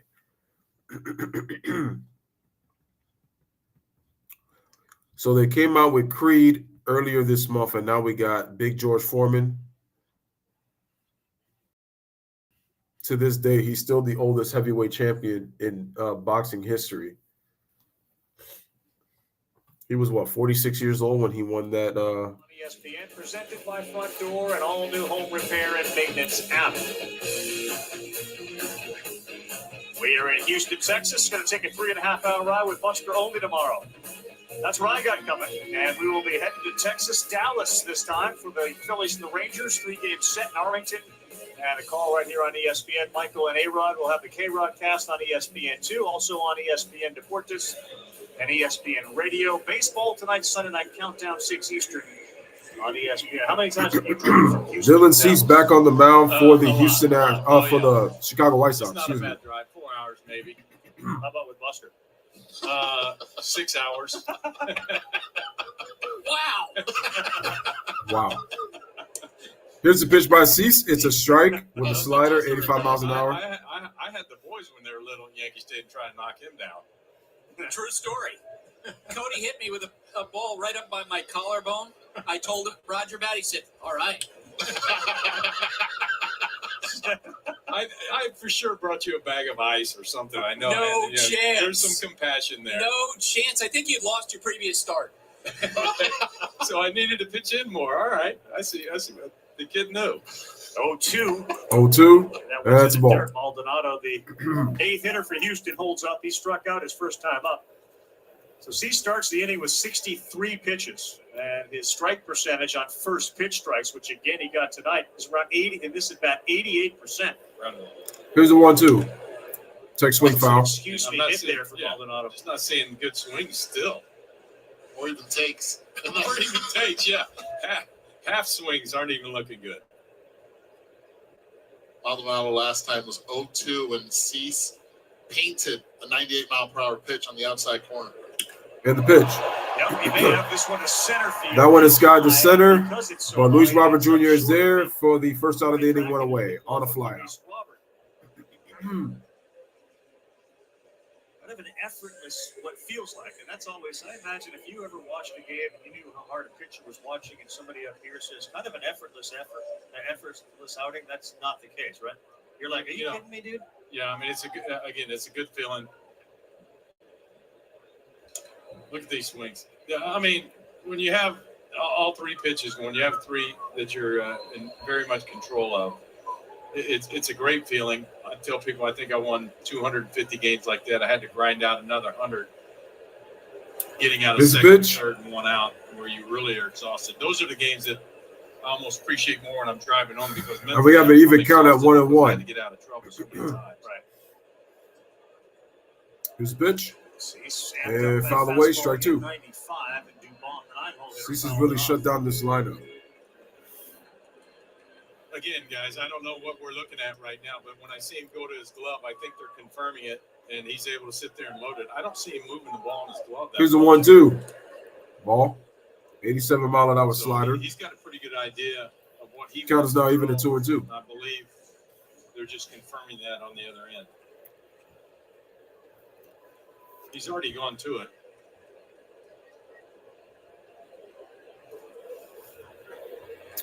Here's the 2-2. Ball is grounded over the short. Anderson fields it, throws it over to first for the second out. 2 away.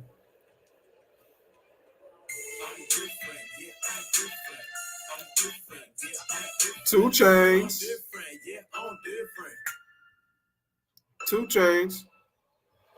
Now we move into that part of the order where the starting pitcher is seeing the lineup for the third time through, and it's Jeremy Pena. There's Jeremy Pena, right the leadoff hitter, and the pitch, and strike. Struck out. Now he's behind 0-1. Another first pitch strike from Cease. He continues to pound the zone, forcing the hit. Astros only have 1 hit. To be aggressive. The White Sox have 6 hits as a team.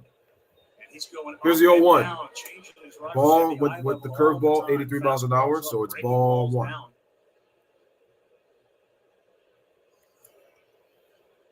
There he goes. Cease. My man, it's not even 9 o'clock. It's not even 9 o'clock. We're about to get the 7th inning. Here's the 1-1. Swing and a miss, strike 2. Cheese at 98. Or could you say the same buck?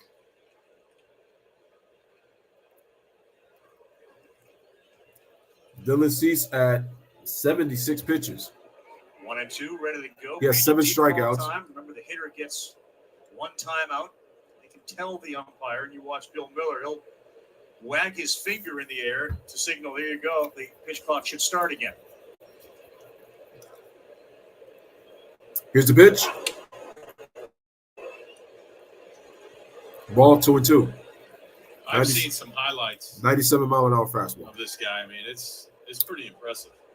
Again, for start number 1 right out of the gate. Here's the 2-2. Swing and a miss with the curveball. Another strikeout, Dylan down Cease. On strikes. Another 1-2-3 inning for Dylan Cease. No runs, no hits. Nobody left on base. Headed to the top of the 7th through 6th. It is scoreless, and the White Sox are coming up to bat.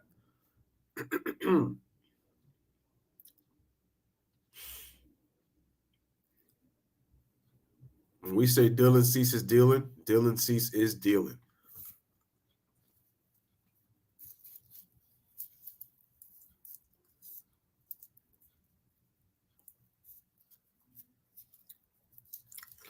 You got to love the way he's pitching.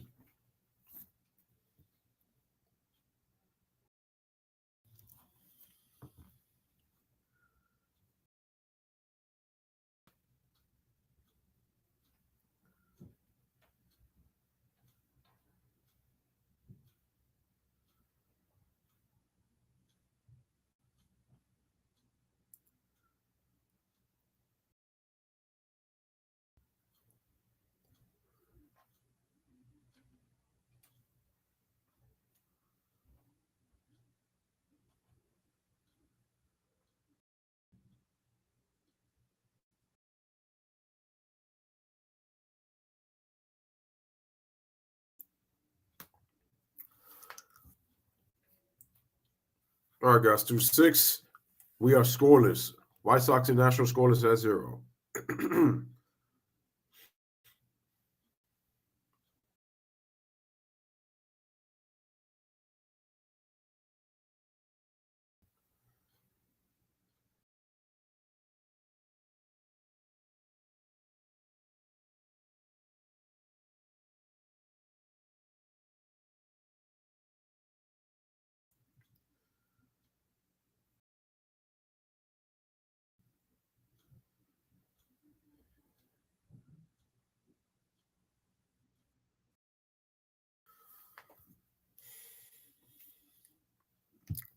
Sorry, guys, bear with me. Like I said, even though I feel a little bit better, I feel a little still congested. So that's why I am kind of taking breaks in between. Oh, here's Pedro Gafal with Eduardo Perez. Less travel. But for today, what's the first thing that comes through your mind when you wake up? It's a good question. The first thing that I thought about today is that we got to make. Here's a pitch. One pitch. Bregman fields it to Abreu. 1 out. World champions. And I feel like we're prepared for that. And then obviously, I turned over to Allie and I said, we're here. This was our dream. This is. So Elvis Andrews is out. Went away. So we are at the number 9 hitter, Gonzalez, and then back to the top of the lineup with Tim Anderson once again. Right. Pedro, I met you in high school. Environmental science class. Here's a pitch. We kept poking at a fish. Ball 1. It's come a long way, brother. Yep. This is the most I've called World Series games. I've called home run derbies. Here's a pitch. Sunday night baseball. And that's ball 1. This opening day for me is the most emotional of all. And it is for me too. It's my first one. It's going to be the first one I ever have. And when you told me you were here's a 2-0. And the ball is slapped. It looks like it's up the middle, and it's probably going to be for a base hit.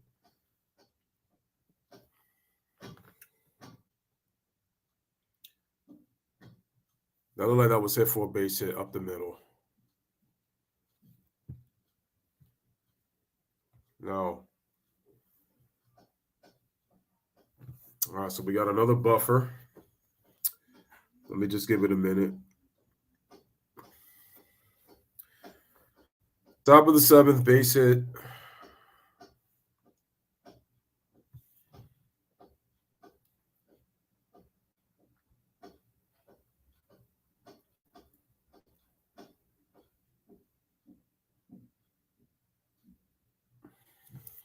Let's see if this works. If not, I'm going to probably change the stream. Let me go Game Pass.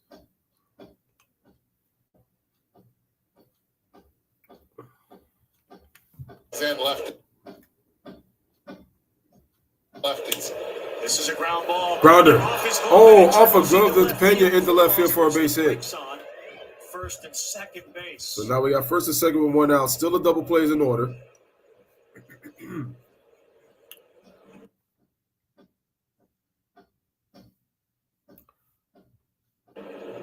First time I saw Colas, I was really impressed, and I saw him in Miami taking batting practice. Great power up the middle and from line to line. Over 20-some-odd home runs last year at the minor league level in his first year in professional baseball. And then this right here. Getting through base hit, Tim Anderson's going to put the ball in play. This is a play that Jeremy Pena would say he'd make. Here's a pitch. 9 out of 10 times. Just And fouled off by Luis Roberts, strike one. The White Sox have 8 hits in the game. The Astros have 1. There have been all sorts of guys on base. And it looks like Roberts going to take first base. I think they got Maldonado for catcher's interference to load the bases. Really? He clearly swung and fouled it back, but he may have hit the glove of Maldonado. Catcher's interference has him loaded now. So bases loaded now.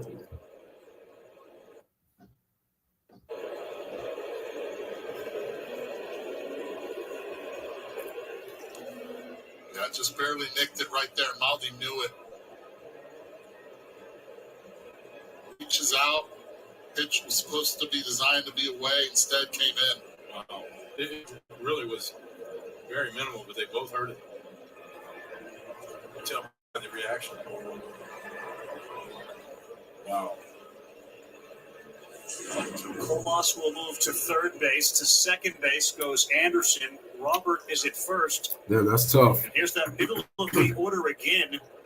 Remember Jimenez, bases loaded, hit a hard ground to the second to end the inning in the 5th. Another huge opportunity for Vaughn. Here we go. And that's ball 1 for Vaughn. Hey, that's ball 1 with the bases loaded. Pitcher of the night. And Netties will go to that splitter at any time, but he needs to get that first pitch strike in order to get the And the pitch. Vaughn fouls that straight back. The Astros guys Fouled come off. in tonight on an MLB record 10 straight opening day victories. And they've also won their 10 opening day games at home. Literally, since they moved into the American League, they haven't lost a game on opening day. 1 ball, 1 strike. Here's a pitch. 2 balls and a strike. This is away. 2-1. Need to back it up with another one right here. I believe that was some type of split. You need to back it up with another split right here while he's trying to get the ball in the outfield. Here's the 2-1. Swing and a miss, strike 2. What do you do now, though? Throw it again. Absolutely throw it again. I'm not featuring anything up where you can get the ball in the outfield. Not in this type of game right here.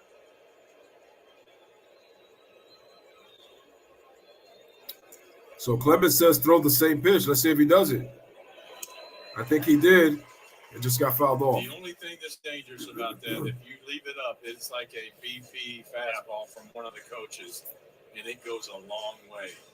84 miles an hour on that splitter. And this is a guy that is certainly capable. 28 doubles, 15 homers for Vaughn last year. Bases loaded, 2-2. Big chance for Vaughn. Swing and a miss on the high cheese. Big strikeouts by Fernandez, 2 away. Again, the classic down. He has the split finger in his mind just a little bit, and he rushes him up top. Late. Another bases loaded opportunity for Eloy Jimenez. Let's see if Jimenez can take advantage. Towards second base. Hit the pitch. Fouled away, strike 1. White Sox are 0 for 7 with runners in scoring position. 77. So Rick Hahn, the general manager for the White Sox, challenged Jimenez on the last day and said, how about you come in at 245? Jimenez actually did not disappoint, came in at 244 in shape. Right down Broadway at 90. Here's the pitch right down the middle. 0-2 count. That gets this crowd onto its feet. Well, this is a magic act. You come out of this one now. Astro fans are up. 0 for 6 with runners in scoring position. And the 0-2. Ooh, he wanted that one. Very good split. Little Soto there on the take. Watch the split and the reaction of Eloy Jimenez with that right foot, bringing it towards. There it is. 1-2. Swing and a miss. Big strikeout. Maris in big trouble, is able to get out of a bases loaded, 1-out jam. So headed to the bottom of the 7th inning, no runs, 2 hits, and the bases are left loaded. Headed to the bottom of the 7th, it is a scoreless baseball game. And the White Sox are now 0 for 7 with runners in scoring position.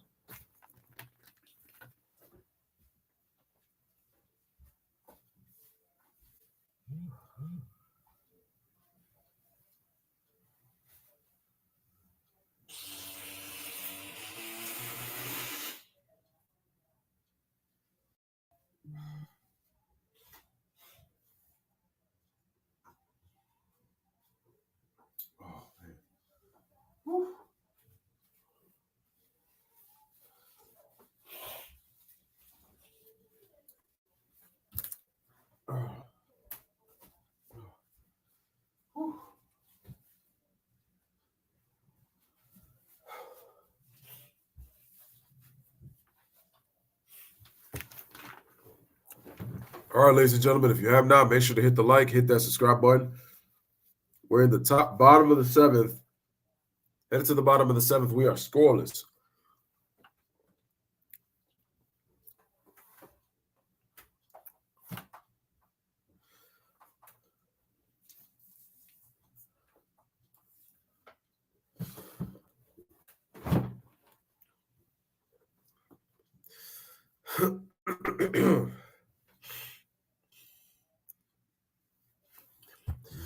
I have to blow my nose there because my nose is like clogged on the right side. My left side is okay, so not too bad, but the right side is like clogged. Whew.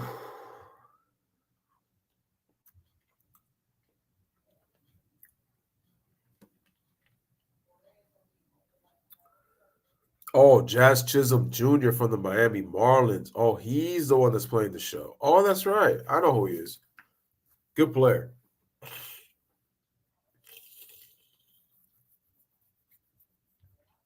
Oh, my goodness.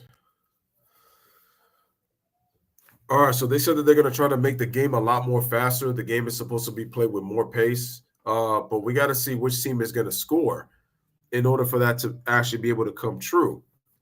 Because so far, nothing has really happened as of yet. Neither team has been able to score. So the pitchers have been able to get out of jams. But quite honestly, the Astros only have 1 hit. The White Sox have 8. And they've left 7 men on base. And they're 0 for 7 with runners in scoring position. They've left, I think, a total of 6 men on base. 0 for 7 in their opportunities. You got to take advantage. And the White Sox haven't done that as of yet.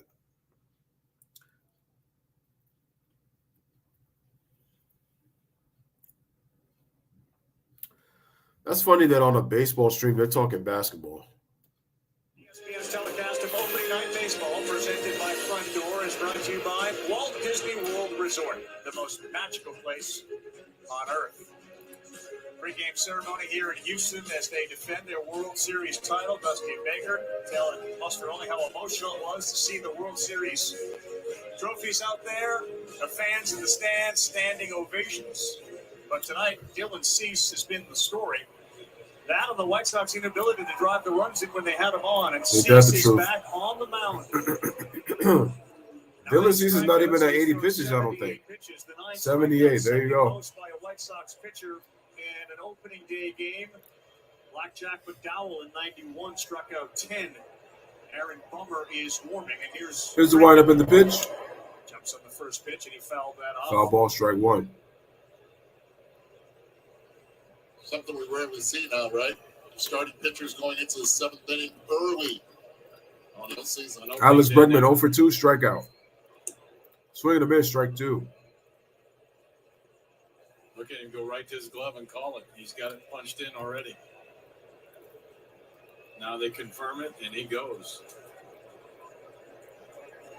Here's the 0-2. Swing and a miss. That's right. It's hard to come get him right now. I'm going to be surprised. I agree with you. The way that Alvarez has swung against Cease Last time 3-0 count. We saw right now what he did with Bregman. Maybe the Foles got it. Cease has been unbelievable. Lefty on left, Alvarez is excellent. What are you saying? Are you saying they're ignoring the propeller heads right now? Wait a second. Here's Alvarez. Alvarez, and it hit him. So he'll go to first on the slider. Dylan Cease has been an absolute control wizard tonight. 10 strikeouts, matching Jack McDowell and White Sox history on opening day. And here comes the former White Sox, Jose Abreu. Yeah, right on the right foot. Same thing Valdez did with his curveball earlier in the game. And that ball is low, ball one. Runner on first, one out. One big knock on Grandal was his blocking ability behind the plate. Great framer. He's always been an elite framer. But behind the plate, with Dylan Cease on the mound, he has been able to keep everything in front of him, giving Cease confidence to throw it in the dirt. The 1-0 to Abreu. And check swing foul. Hit by pitch ends a streak of 19 straight that Cease had set down. It's the leadoff single to Pena. All those strikeouts. Now the hit batter picked up his 10th strikeout. The former White Sox, Jose Abreu. Looks like Cease's pitch count may have just fallen off, which he put back on. Here's the 1-1. Fouled away, strike two. The big fella Abreu. That's 2 pitches at 97. Tight. And Abreu, who Cease saw a lot as a teammate last few years, knows that Abreu hits the ball on the ground a lot. A very good and big double play candidate. Here's the 1-2. And into the left field for a base hit. So now the Astros finally get a runner in score position. 2 on, 1 out. That should be it for Cease. It's all, I found it difficult when I was having to face one of my ex-teammates. Yup, that's going to be it for Dylan Cease. Pitch exceptional, 6 1/3. He's thrown 86 pitches. If this were Chicago, would get a massive standing ovation. But Cease joins Logan Webb and Garrett Cole with opening day 10 strikeout games here in 2023. That was impressive, and I enjoyed that. That was something very special on opening night. So Dylan Cease is gone. Pitch great. Cease's night is over. The Astros with 2 on. Kyle Tucker coming in. The lefty. Plummer coming out of the pen. All right, so Kyle Tucker is going to be up at the plate when we take a commercial break.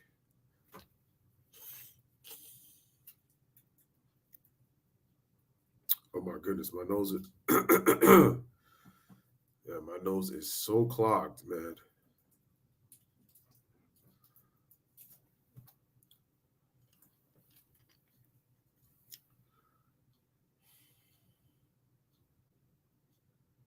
Yeah, this right side is like really bothering me. It's kind of affecting my voice a bit.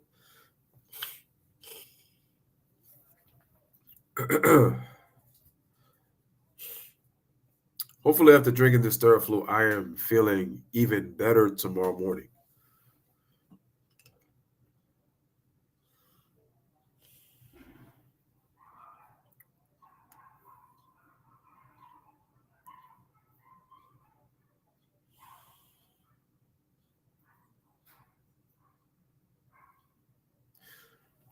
They always say, too, one of the things to do is to, massage, within the nostrils at the very top. Yeah, and even when I touch here, it hurts.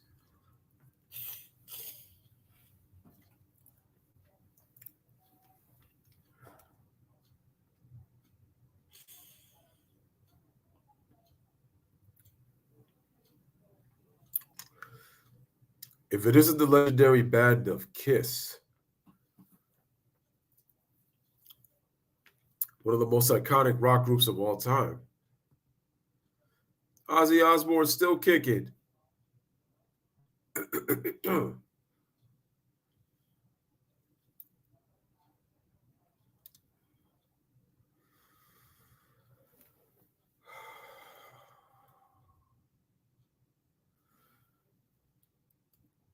Sees 18 of 22 first pitch strikes, 1 3-ball count, and during the game he retired 19 straight. Now he has to Only allowed 2 hits, 10 strikeouts. as Aaron Bummer, the 29-year-old out of Nebraska, comes on. Aaron Bummer had a good year last year. And batting average against the lefties, 191 in his career. First pitch is a sweeper. He'll throw a sinker and a sweeper with a little cutter.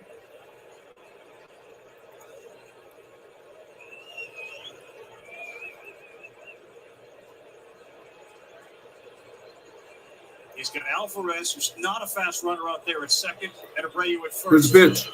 Strike, outside corner, strike one. Fastball at 82 miles an hour. That's a call by Bill Nutter behind the plate. Elvis Andrus, the second baseman, not playing And the pitch, 1-1. Traditionally a shortstop. Ball 2-1. Anderson have worked when Anderson came back from the WBC a lot. First time in his career that he starts at second on opening day or any time during a regular season. 2 balls and a strike to Tucker. Huge year last year. And the pitch. Swing and and a miss. Strike 2. That's going to be difficult when you have that sweeper, and then you can spot up with that fastball.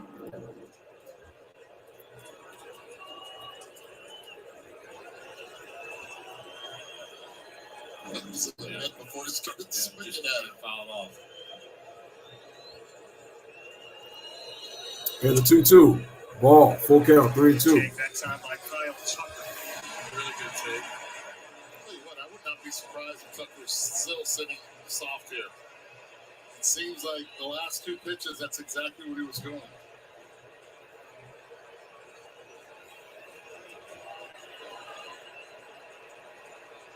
Three-two. 3-2. Ball. And the bases are loaded for the Astros.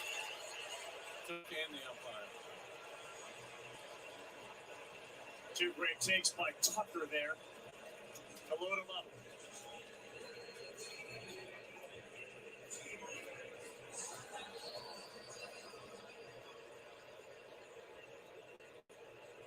And now it's Yainer Diaz with the bases loaded, the designated hitter. Made the team after a catching competition for the second catcher spot. And the pitch. By the way, this is the Oscar Colas Ball of the 1. Houston Astros, a guy who, as Dusty said, is a flat-out hitter. 1-0.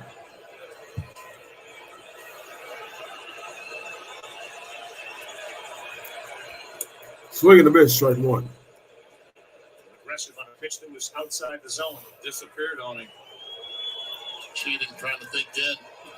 Swing before even you release the baseball.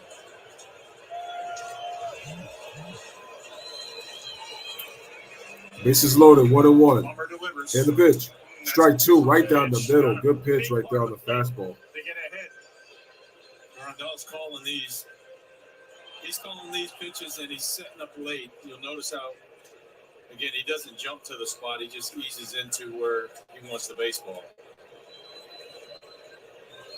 Oscar Colas, he's in right. 1-2. Here's the pitch. Swing and a miss. Held on to by Gets him on the Bummer. slider. And a Big strikeout out of Diaz. for a strikeout by Bummer. 2 away. Thought that right there from Bummer. Only 1 pitch had to be in the zone. That was the second strike. First one and the third one, both down and out of the zone, but he gets the big chase there. The runners on first and second are Cease's responsibility. But we got 2 outs and the bases are juice. Bases loaded. It's Myers. First pitch. Oh, and the ball gets away. Here comes Alvarez, scores. And it's unearned on a pass ball. A wild pitch. And the Astros take a 1-0 lead.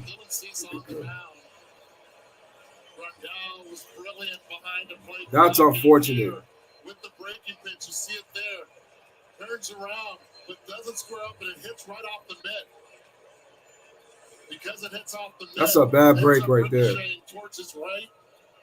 Good read by Alvarez, ended up scoring. 1-0 Houston. Rondal had hit right between the legs of Myers. Hit the And now pitch. the runners move up to second and third. Strike. The next one from Bummer is in there for a strike. This early in the season, you would expect to see there's really only 3 wild pitches, 2 of them on hit batters. Yeah, bro, that wild pitch could be costly. That one right there. Runners on second and third. Swing and a miss. And the count is quickly 1-2. Astros again without Jose Altuve. There's no Michael Brantley in the lineup. A wild pitch with Cease out of the game allows Houston to jump on top in the bottom of the Man, check out that Houston Astros WWE Championship or Universal title. 1-2. Ball inside. 2-2. How deflating is that, given what Cease did for the whole team? It's deflating. I mean, you feel bad about In it. a scoreless game, and it's in the 7th. You're talking about a catcher's thumb. Getting in on a catcher's thumb. That ball definitely did. In the pitch. There's another one. Ball. That's not an easy pitch to catch, let alone. And the count is full, 3-2. Tell you what, I throw another here. I do not give in on a fastball. You got Maldonado on deck. This is a third hitter he faces here.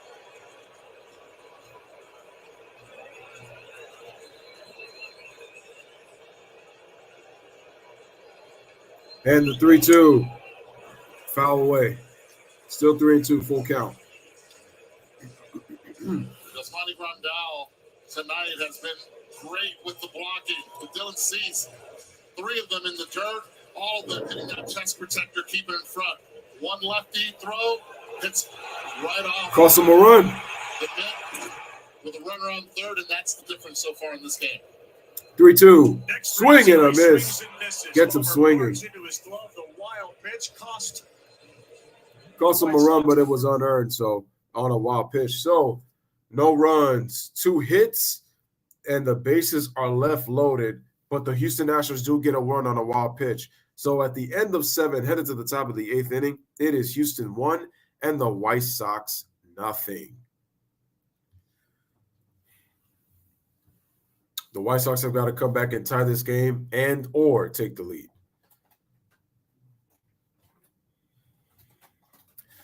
That's a bad break. Your starting pitcher pitches a gem. Unfortunately, gave up back-to-back hits and was at 86 pitches, so he was economical, but it's just like you didn't want him, to kind of start to make it feel like if the hitters were going to start to battle around him because it was their 3rd time up.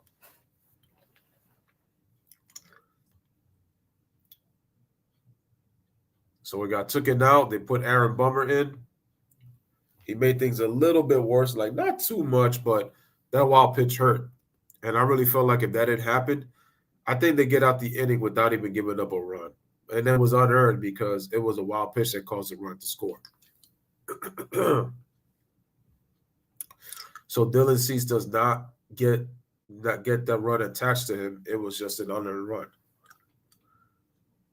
Because it was on a wild pitch and it wasn't like he scored on a hit,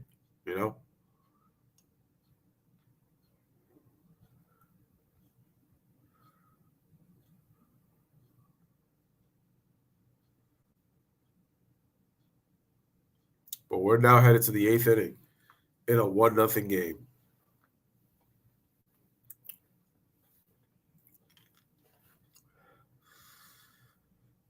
If it isn't that good old expensive ballpark food.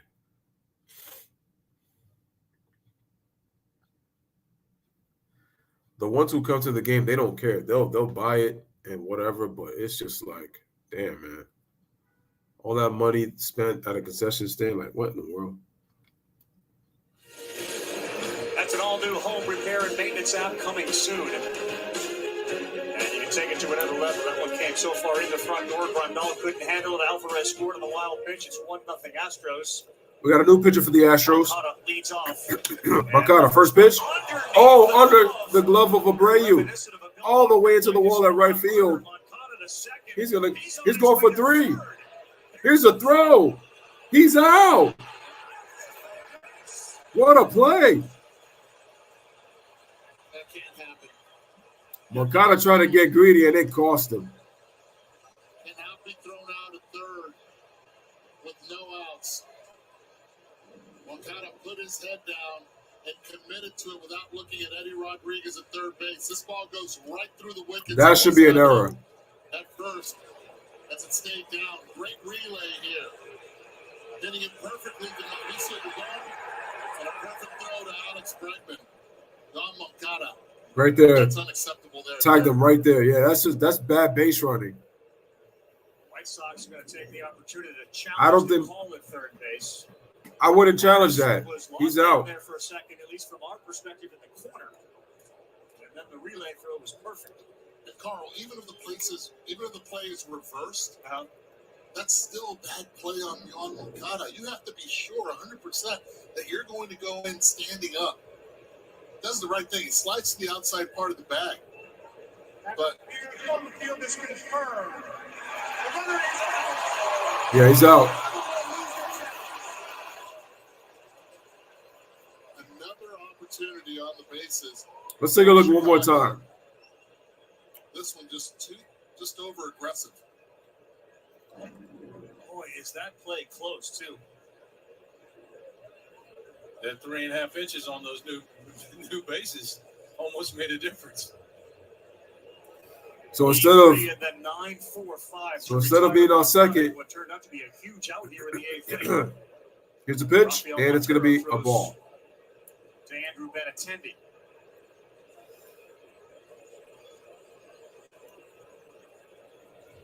So Rafael Montero on the mound. Here's the 1-0. Ball 2.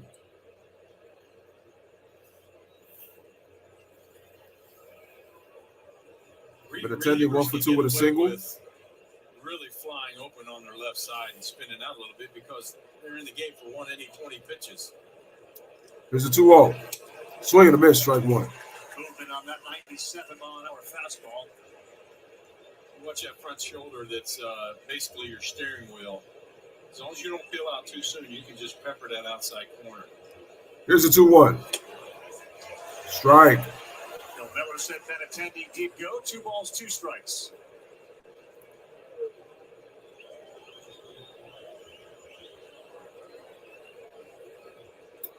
Here's the one up in the pitch. Swing and a miss. Benintendi down all strikes. 2 away. Yeah, that's pretty nasty. 92. A 92 cameo. 92 cameo right at you. Watch the relay here. Perfectly done by Tucker. Look at the footwork by Mauricio Dubon. Moving, putting himself in place to make that accurate throw. To Alex Bregman. In the pitch. Ball. Dubon playing. Altuve out. Known for his defense. Dusty thinks there's a lot more offense. Yeah, he had 10 strikeouts. Here's the 1-0. That ball is hit deep to right field. Going back, looking up, and it's gone. Grandal ties the game at 1 with a solo home run with 2 outs. And we are tied at 1, ladies and gentlemen. That's how you get it back. Oh, got out of here in a hurry, didn't he? Yeah, it did. Squared it up. 401 feet, 107 miles an hour off the bat. The most impressive part about this is the scouting report on Yasmani Grandal is he's very patient at the plate. So let's get ahead of him with strike 1, fastball. Yasmani Grandal ambushed Rafael Montero on that one there. Now that out at third Here's a base, pitch. Swing and a miss, strike 1. As Montero gets ahead of Elvis Andrus. Yohan Moncada started the inning. An error on the first baseman went all the way to the corner. And he got thrown out at third for the first out of the inning. Here's the pitch. Grounder. Bregman fields it, throws it, and makes the play for the final out. But the White Sox do get 1 run on 1 hit. Yasmani Grandal says he's healthy. Yasmani Grandal hits a solo home run, headed to the bottom of the 8th. We are tied at 1, ladies and gentlemen.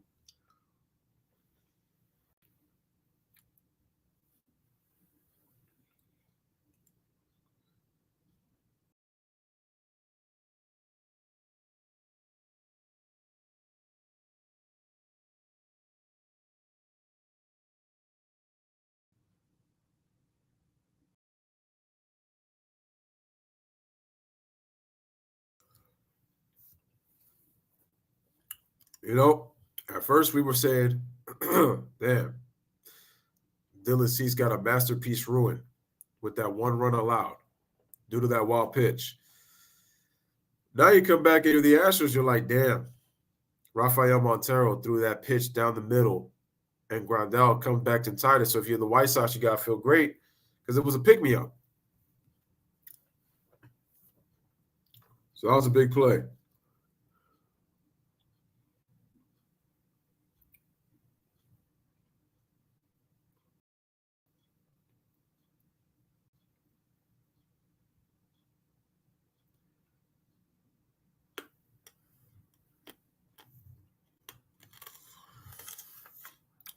Let's see if the Astros get that run back.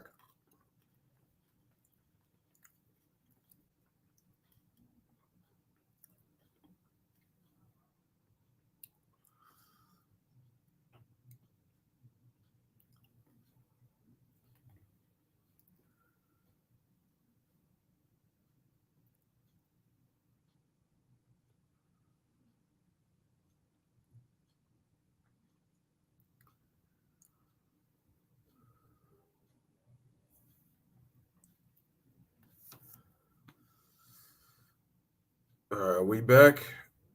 The show and Shohei Ohtani, Mike Trout. Looks like we got the Angels. Oh, no, that's just probably the commercial for they always talk about the licensing of Major League Baseball. Oh, my gosh. My ear is like killing me. What in the world? God. But Yasmini Grandal, the hero right now. Ties this game at 1. And the pitch. First pitch swinging, deep to the left, off the wall. And Martin Maldonado gets himself a leadoff single. Oh my gosh, my ear is like so itchy. It's eating me like crazy. 85-mile-per-hour slider against Martin Maldonado stays up, hits it out front. Huge hit. Wisely so, he stays at first base. Andrew Benintendi doing a nice job of. Because if he would have went to second, he would have been up by a long mile. Already elevated for you. All you got to do is put a good swing on it. His pitch, strike 1. Mauricio Dubon. So let's just back that up with 98 down. Hang it, break it ball, 98 down. Mauricio Dubon is 0 for 2. And the pitch. He played for Team USA and the WBC. 1-1.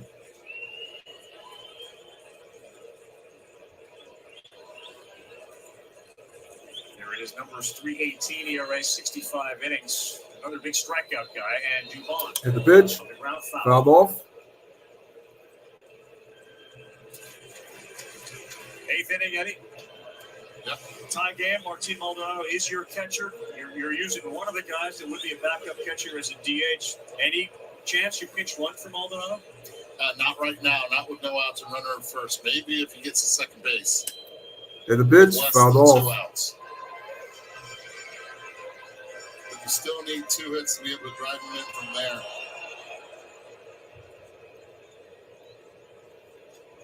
And with as young as his other catchers are, I would not be surprised if Dusty And the pitch. Slap stays with foul. Martin Maldonado on the bases early on.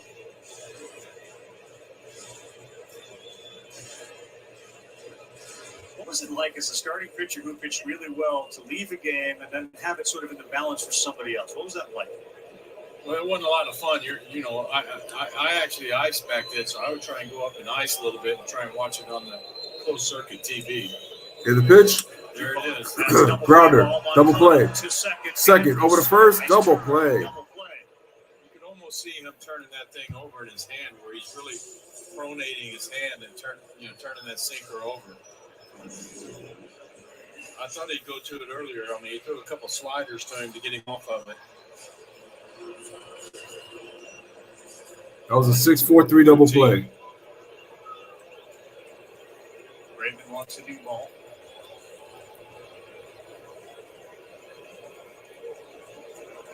Here's another thing. I wonder if you get down to 2 seconds and you decide you want a new ball, you throw it out. It buys you another clock. And the pitch. You're Ball. still trying to figure out ways Yeah, to trick the system. I am. There's got to be a couple other ways right there to get through this. Todd Grayman nod after Grandal gave him that And pitch, the pitch. pitch column, and he throws it in there just Ball. a little bit low at 98 miles an hour. Big hits last year for Jeremy Pena. High stress opportunity chances in the postseason. 2-0. In there, Strike. at the top of the zone, 2 balls and a strike.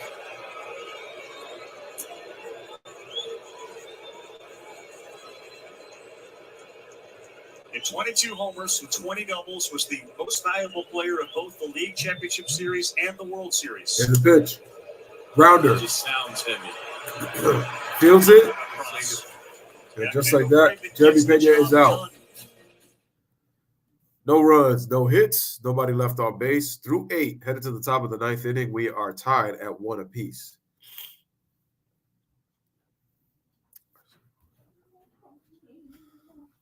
My goodness.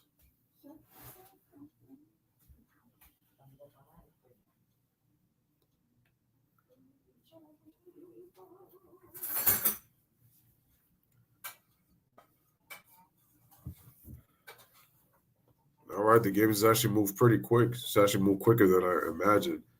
I guess these new rules have really done a better job of coming into effect that the game is going to be much more quicker. We had a couple of 3-hour games earlier today, but the other ones have actually gone under 2.5. We had a game that was 2 hours and 20 minutes. So pretty quick.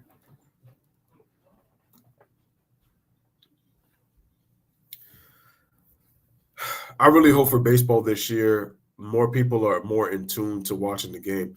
Some people are kind of like, why is baseball not like the sport that it once was? Part of the problem is that the international players have really taken over the game. So because the international players have taken over the game, you're not really hearing much of American players like you would once, do. Because what do people always say? Yo, the Latins, the Latino players, they have such a passion for the game. It's a Latin man's game right now.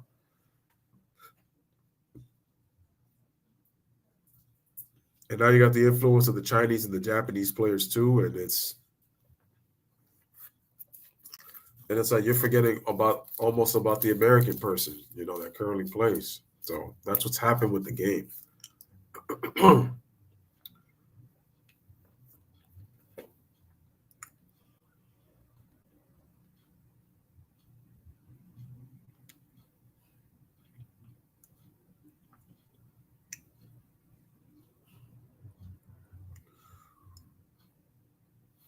Minute Maid Park.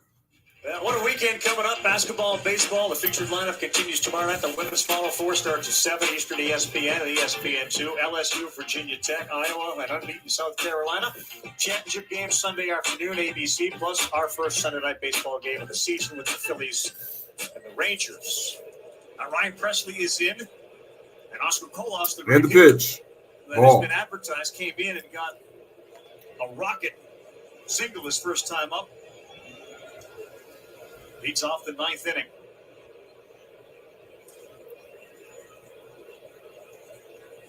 And the pitch. Strike. This is Oscar Colas, right fielder. In the minors, 314, 23 homers, 79 RBIs. Pretty good. Solid. 1-1 from Presley. And that ball is skied over the right field. Tucker is there to make the play. He's got the play and makes it. Just as he got onto the warning 1 out away. So Colas became the first White Sox Ryan player Presley, to reach 2.98 ERA, 48 in the third innings, 36% strikeout rate, 7% walk rate. 298. 48 innings. Over the league average in strikeouts, under the league average in walks. Postseason was 083. Here's the pitch, ball. Something's going on here. Keep an eye on his after he delivers the pitch on his right arm, where he's stretched it out 2 or 3 times already during warm-ups. In the pitch, foul. That shake, the double shake. Yeah. I mean, you never like to see that. Is Presley hurt? I mean, he's trying to pitch through it. Trying to shake something out, like a muscle trying to tighten up on him or something.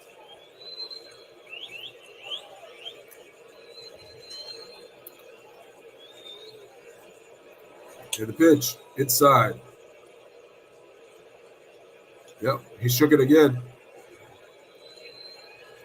I've watched him a lot. I don't remember him doing that one.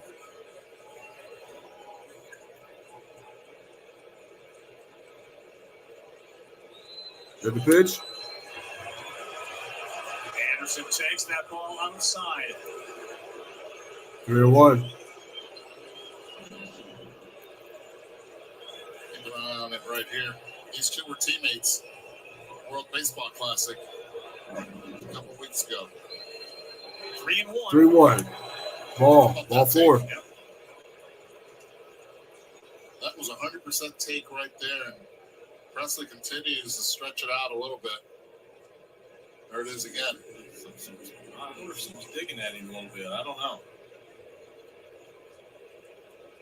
You know, pitching in that classic, too, you dial it up. Here's Luis Robert Jr. You dial it 1 up for big 3 with a time single, early. runner on first for the White Sox. Top of the ninth, tied at 1. For sure. And the pitch. Swing the miss, strike 1, 96-mile-an-hour slider. Anderson is a threat to steal at first base. Anderson's got real good speed.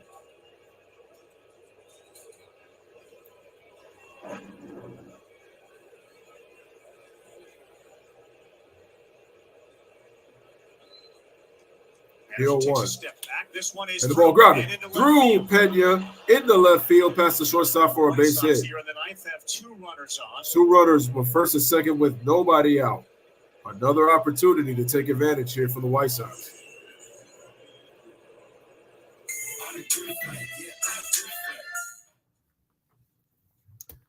Sorry, folks. I let that play once because that song unexpectedly came on.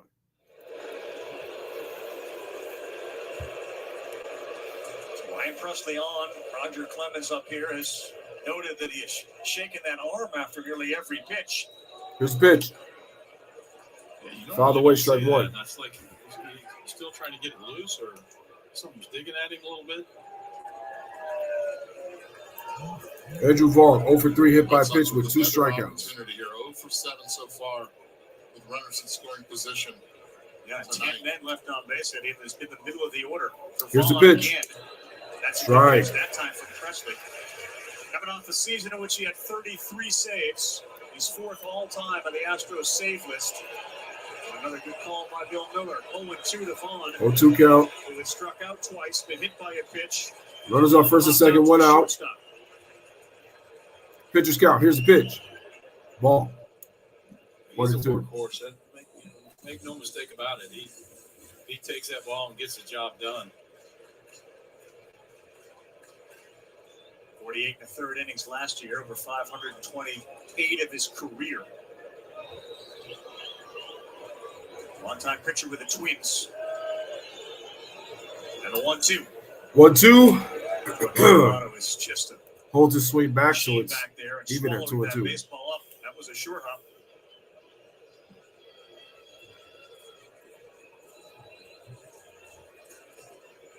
He has the 4th lowest ERA in all of baseball by reliever since 2018. Didn't put him on the 60-day IL. Here's a 2-2. Vaughn And ball over the head of Pena. It's going to split the gap. In a base hit. Anderson scores. Will touch third. He'll be waved in. And Andrew Vaughn Gets himself a 2-run double. And the White Sox take a 3-1 lead. That was a shot, 108.7 miles per hour off the bat. Robert Jr. and Anderson scored. Big 2-out hit. Trying to throw the fastball away. It stays middle. And Andrew Vaughn, just like he did in Cal back in the day, drives in 2 big runs for the White Sox. You know, and the White Sox get that on here. runner with runner in scoring position hit tonight for the White Sox. Here's the pitch. And the ball is fouled. Away, strike 1.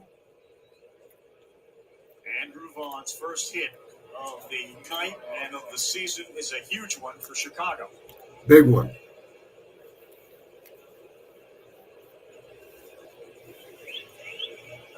Eloy Jimenez. Here's the pitch. Jimenez skies it over to right field. Kyle Tucker makes the play for the second out. 2 away.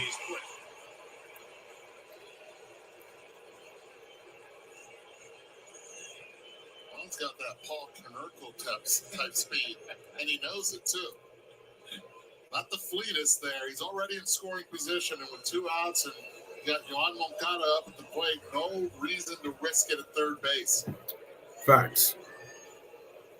That's facts.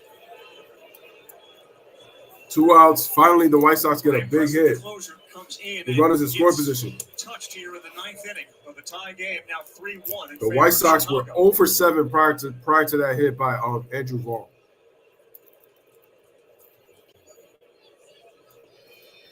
Here's Moncada. Here's Moncada with a chance to add. And the pitch. Swing and a miss. That's the best cutter or slider he's thrown tonight so far. We are even at 1-1. The Astros will have Bregman leading off, the heart of their order in the bottom of the 9th. 3-4-5. Here's the pitch. Fouled away, strike 2. Earlier too, Carl, without Liam Hendricks with the Chicago White Sox, it's bullpen by committee when it comes to closing games out. Peter Buffalo has his hands full.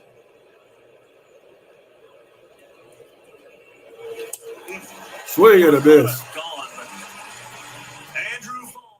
And that's going to end the inning. But the White Sox get a huge hit with runners in scoring position. The big blow, a 2-out, 2-run double, by Andrew Vaughn. And headed to the bottom of the 9th, last chance for the Astros. The White Sox take a 3-1 lead as we head to the bottom of the 9th.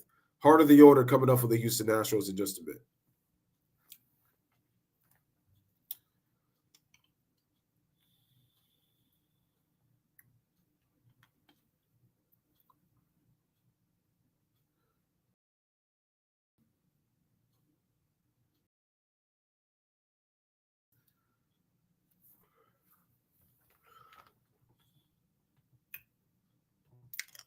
Oh, this is the new Air movie.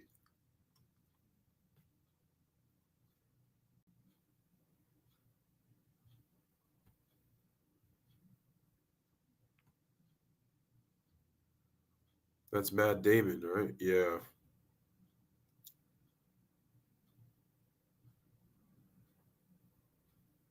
I know Ben Affleck is in this movie too.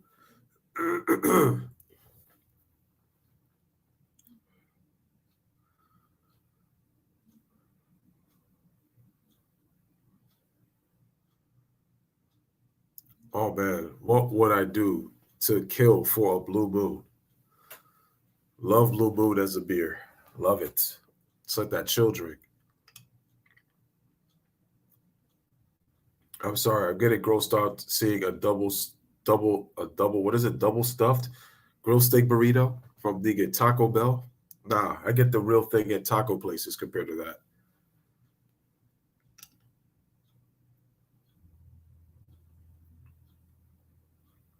That's a cute vehicle.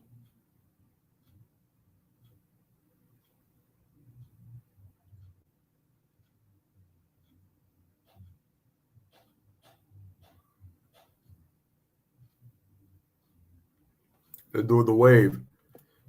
Alex Bregman, and the last 2 opening days at Oakland at 21, Anaheim at 22. Bregman a home run. He also has a history of just destroying the White Sox in 24 career regular season games, hitting .356 coming into this thing with 5 homers and 23 runs batted in. But tonight 0 for 3 with 2 strikeouts. Who's the pitcher, though? Dylan Cease. Now again with Liam Hendricks recovering from his fight with Reynaldo Lopez. Rick Hall, the team general manager, talked about an encouraging sign from Hendricks. They will try Reynaldo Lopez here the first time to close a game this year. And the pitch. And the first pitch, Strike. 100 miles an hour for strike 1.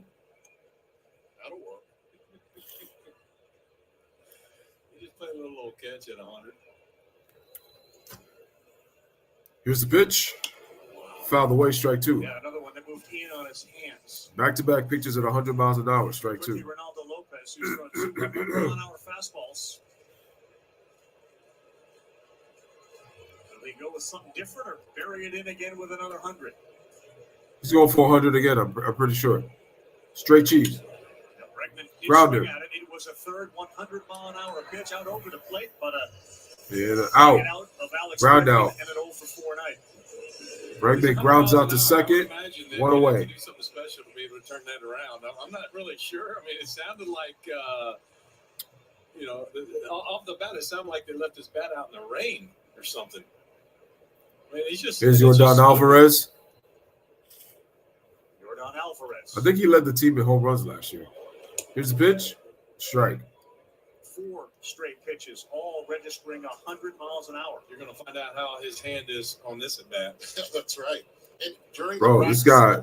In between innings, he couldn't throw a slider for a strike. It was the fastball that he could throw for a strike, and he's been doing it so far. And the pitch. Alvarez hits it deep to right field. And gone. Why would you throw a 90 mile an hour breaking ball?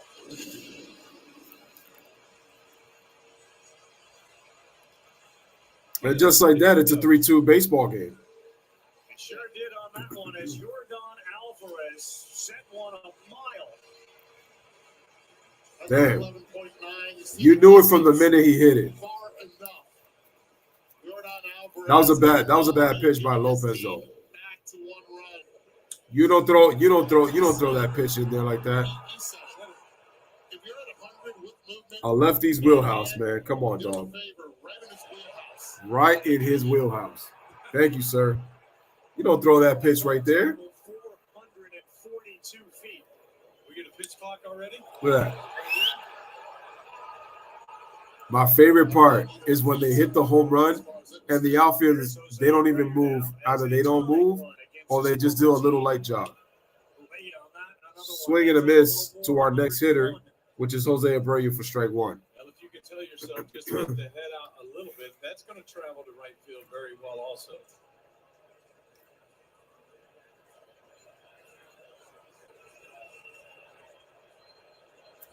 Here's the 0-1. Ball. Bury the slider.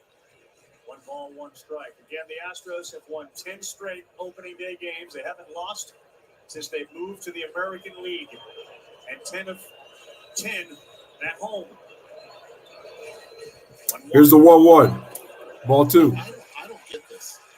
Watch this. You're going to get it now, and everybody knows it. You've been consistent with it.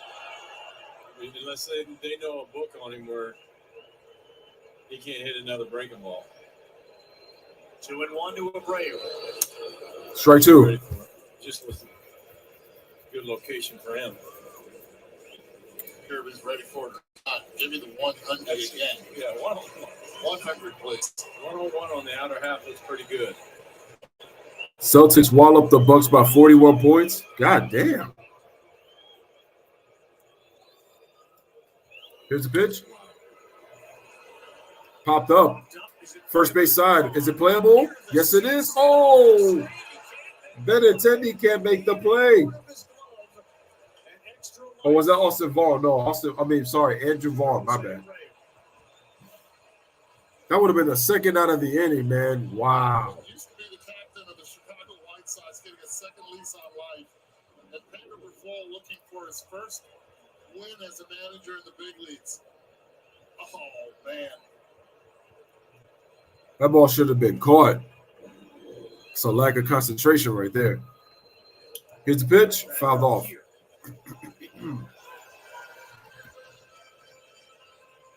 Jose Abreu hit over 300 last year with 15 homers and 75 runs batted in. Here we go. You know Timeout. You know what's going to happen. He wants the slider, and if you hang it, it's going that way in the Crawford boxes. Seems like he's had a nice at bat. I've seen some pitches, but so who wants the slider here? Is it Grandal or is it that man on the mound? Man on the mound. And I think he wants that gas. Rendell wants a pass. Well, let's find out right now. Let's see what he goes with. No sign. Just bring it. 2 balls, 2 strikes. You're going to get beat on your best pitch, man. Straight cheese. Nope. Went with the slider. Almost looked like a changeup, didn't it? Another 92-mile-an-hour changeup. And they get you 3 innings. Well, that did look kind of off speed. Kyle Tucker on deck. 1 down, 3-2 pitch, 3-2. Here's the pitch. Yes. Out of play. It's just not a comfortable swing with that cheese. It's not. But he's seen a lot of pitches. Again, no Liam Hendricks, the White Sox closer, to start the season. And the pitch. Foul away. There's another one off.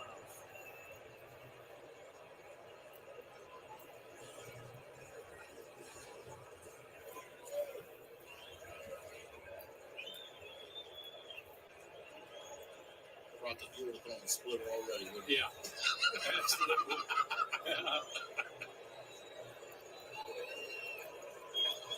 Throwing a 2-2 and 3-2.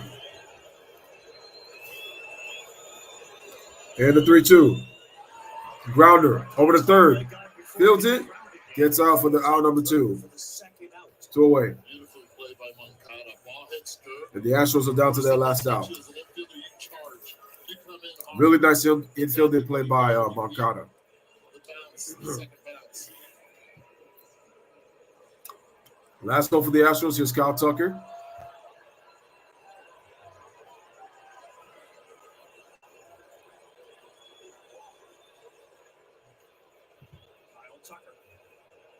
And the pitch. Strike. 91-mile-an-hour changeup.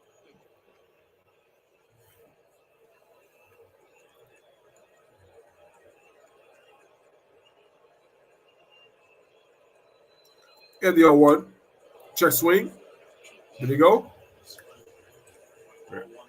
Oh, no. They said no. 1-1. His first career save. That guy looking for his first career win as a manager. Pedro Buffon Sr. at home, the big kahuna. We used to always call him and still do. Here's the 1-1. Ball. 2 balls and a strike. Trying to see his son win his first major league game.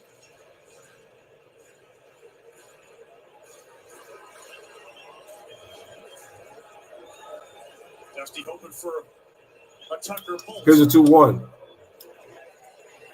Ball. 3-1. Falls behind. Dangerous hitter. 3 balls and a strike. 30 homers, 107 RBI last year for Tucker. 3-1. Way inside. Ball 4. The winning run will come to the plate. And Yainer Diaz. So Lopez walks Tucker. Sports Center with Nicole Briscoe, Michael Eaves. They're hanging out. They're getting ready. A star player will join the show. To talk the start of the Major League Baseball season and what happened here, and they'll give you all the best sights and sounds from the spectacular opening day of baseball. Plus the 2 top seeds in the East, the Celtics and the Bucks face off as they fight for playoff position. Milwaukee has been playing great. All that and a lot more. Sports Center comes up next right here on ESPN and the ESPN app. Roger, you like to manipulate lineups when you pitch. Do you think you worked around Tucker a little bit there? Yeah, that's a great call. I am not too awfully sad about that right there. Tucker, you get this matchup here. I'm not too worried about that right there. Have to be careful with Diaz. He does have a lot of pop, and he had an excellent spring training. Can handle velocity.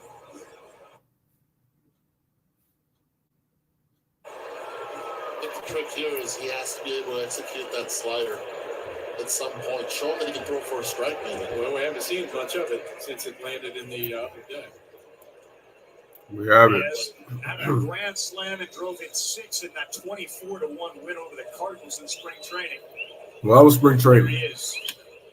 Grounder, first pitch. Oh, damn, it was foul. Allow him to stay in the White Sox would have grounded that for the win. They would have took that one. Takes his one pitch, one slider. He gets it ahead of him. 0-1. creating a little doubt. Is yet to see that 100-mile-per-hour fastball. Slow to the plate. 0 for 3 with a strikeout is Yainer Diaz. Dusty Baker's going to allow Diaz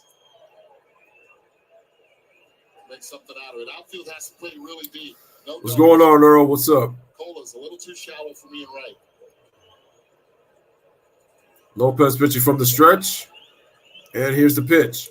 And that ball is in the dirt. Good block by Grandal. And it'll be count as 1-1. And the staff he has assembled, they have worked with Yasmani on doing just that. Smash the like button, hit that subscribe button. One exception of the bumper pitch that was wild, but he does a great job to get up in front of that. It's the only play he had right there. 1-1, Lopez. Here's the 1-1. Jammed right him. On his fist. And now it's a pitcher's count, 1-2. Diaz, 1-2. So they are down to their final strike. Exactly where he has to be Benintendi as well. Colas should be playing a couple steps further. This is a no double situation, tying run at first base. Astros down to their last strike. Here's the pitch. Where it goes, and it's going to be fouled away. Great pitch. Unbelievable how he spoiled it. That ball was 2-3 balls off the outside corner. Dusty sent Kyle Tucker 25. Almost reaching the 3-hour mark. Only 4 times was he caught. I like the call. What happened? Intercall time? Yep.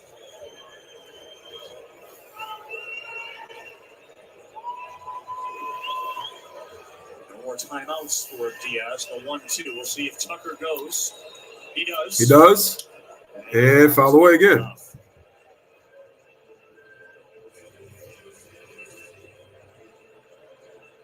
The White Sox in the fall, hoping to get off to a good start here. It was a borderline disaster 81 and 81 campaign last year with all the injuries. Cease was terrific. 1-2, not going. And 1-2, fouled off. Rocket, just in case, I know there's one out left. But if the ball's coming this way, it's all yours, not mine.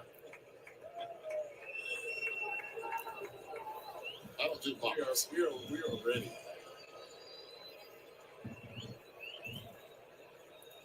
Some Houston fans pray. Swing and a miss. Houston and knock off the defending champions. How about the Chicago White Sox, man? First game. Check that out. Pedro Grifol gets his first win as a manager.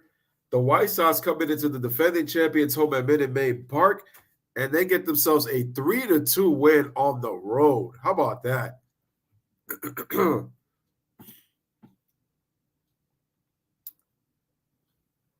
Beautiful pitch right there on the outside corner, getting him to chase.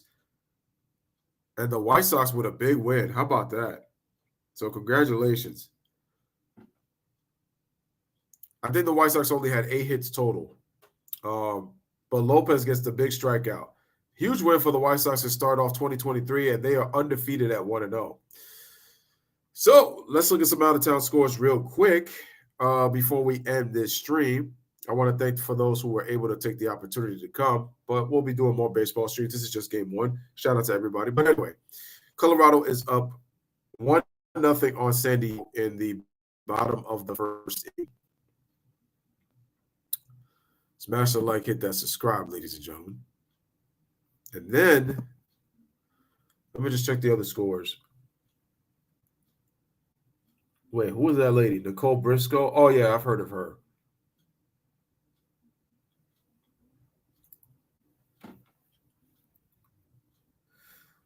Why does he look like he want to get with her?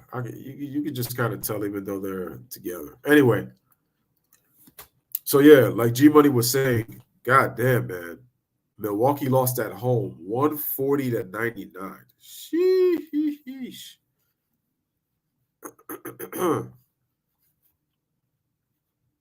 So, yeah, huge win for the White Sox. Nice way to start. My man Aaron Judge went deep, and I didn't even get to see it, of course, because So Tim Anderson goes 2 for 4. Let me see. Graveman gets the win. Presley's going to get the loss. And Lopez gets the save, even though he allowed the home run to Yordan Alvarez. The White Sox finished with, it looks like 10 hits. Wait, 1, 2, 3, 4, 5, 6, 7. Actually, they finished with 11 hits. 3 runs on 11 hits, no earned run, no errors. Houston, 2 runs, 4 hits, 2 errors. All right, ladies and gentlemen, this is going to be the end of the stream. Shout out to everybody who was able to come. I appreciate you guys as always, man. Bless up, live, laugh, love. Thank you guys for watching. Thank you guys for streaming. Like, share, subscribe as always, and you already know the drill. White Sox win. First game of many baseball streams here on the Louis Sports Network. Make sure y'all check out the channel as always, and y'all already know what it is. Smash those likes, and y'all already know the deal. I am gone. So many times, and I just wish they would just stop. You know what I mean? Just stop. I mean, he was, Michael Jordan, I'm Kobe Bryant. I mean, we're 2 different players, and I wish people would just let it go. It really annoys me because, you can't compare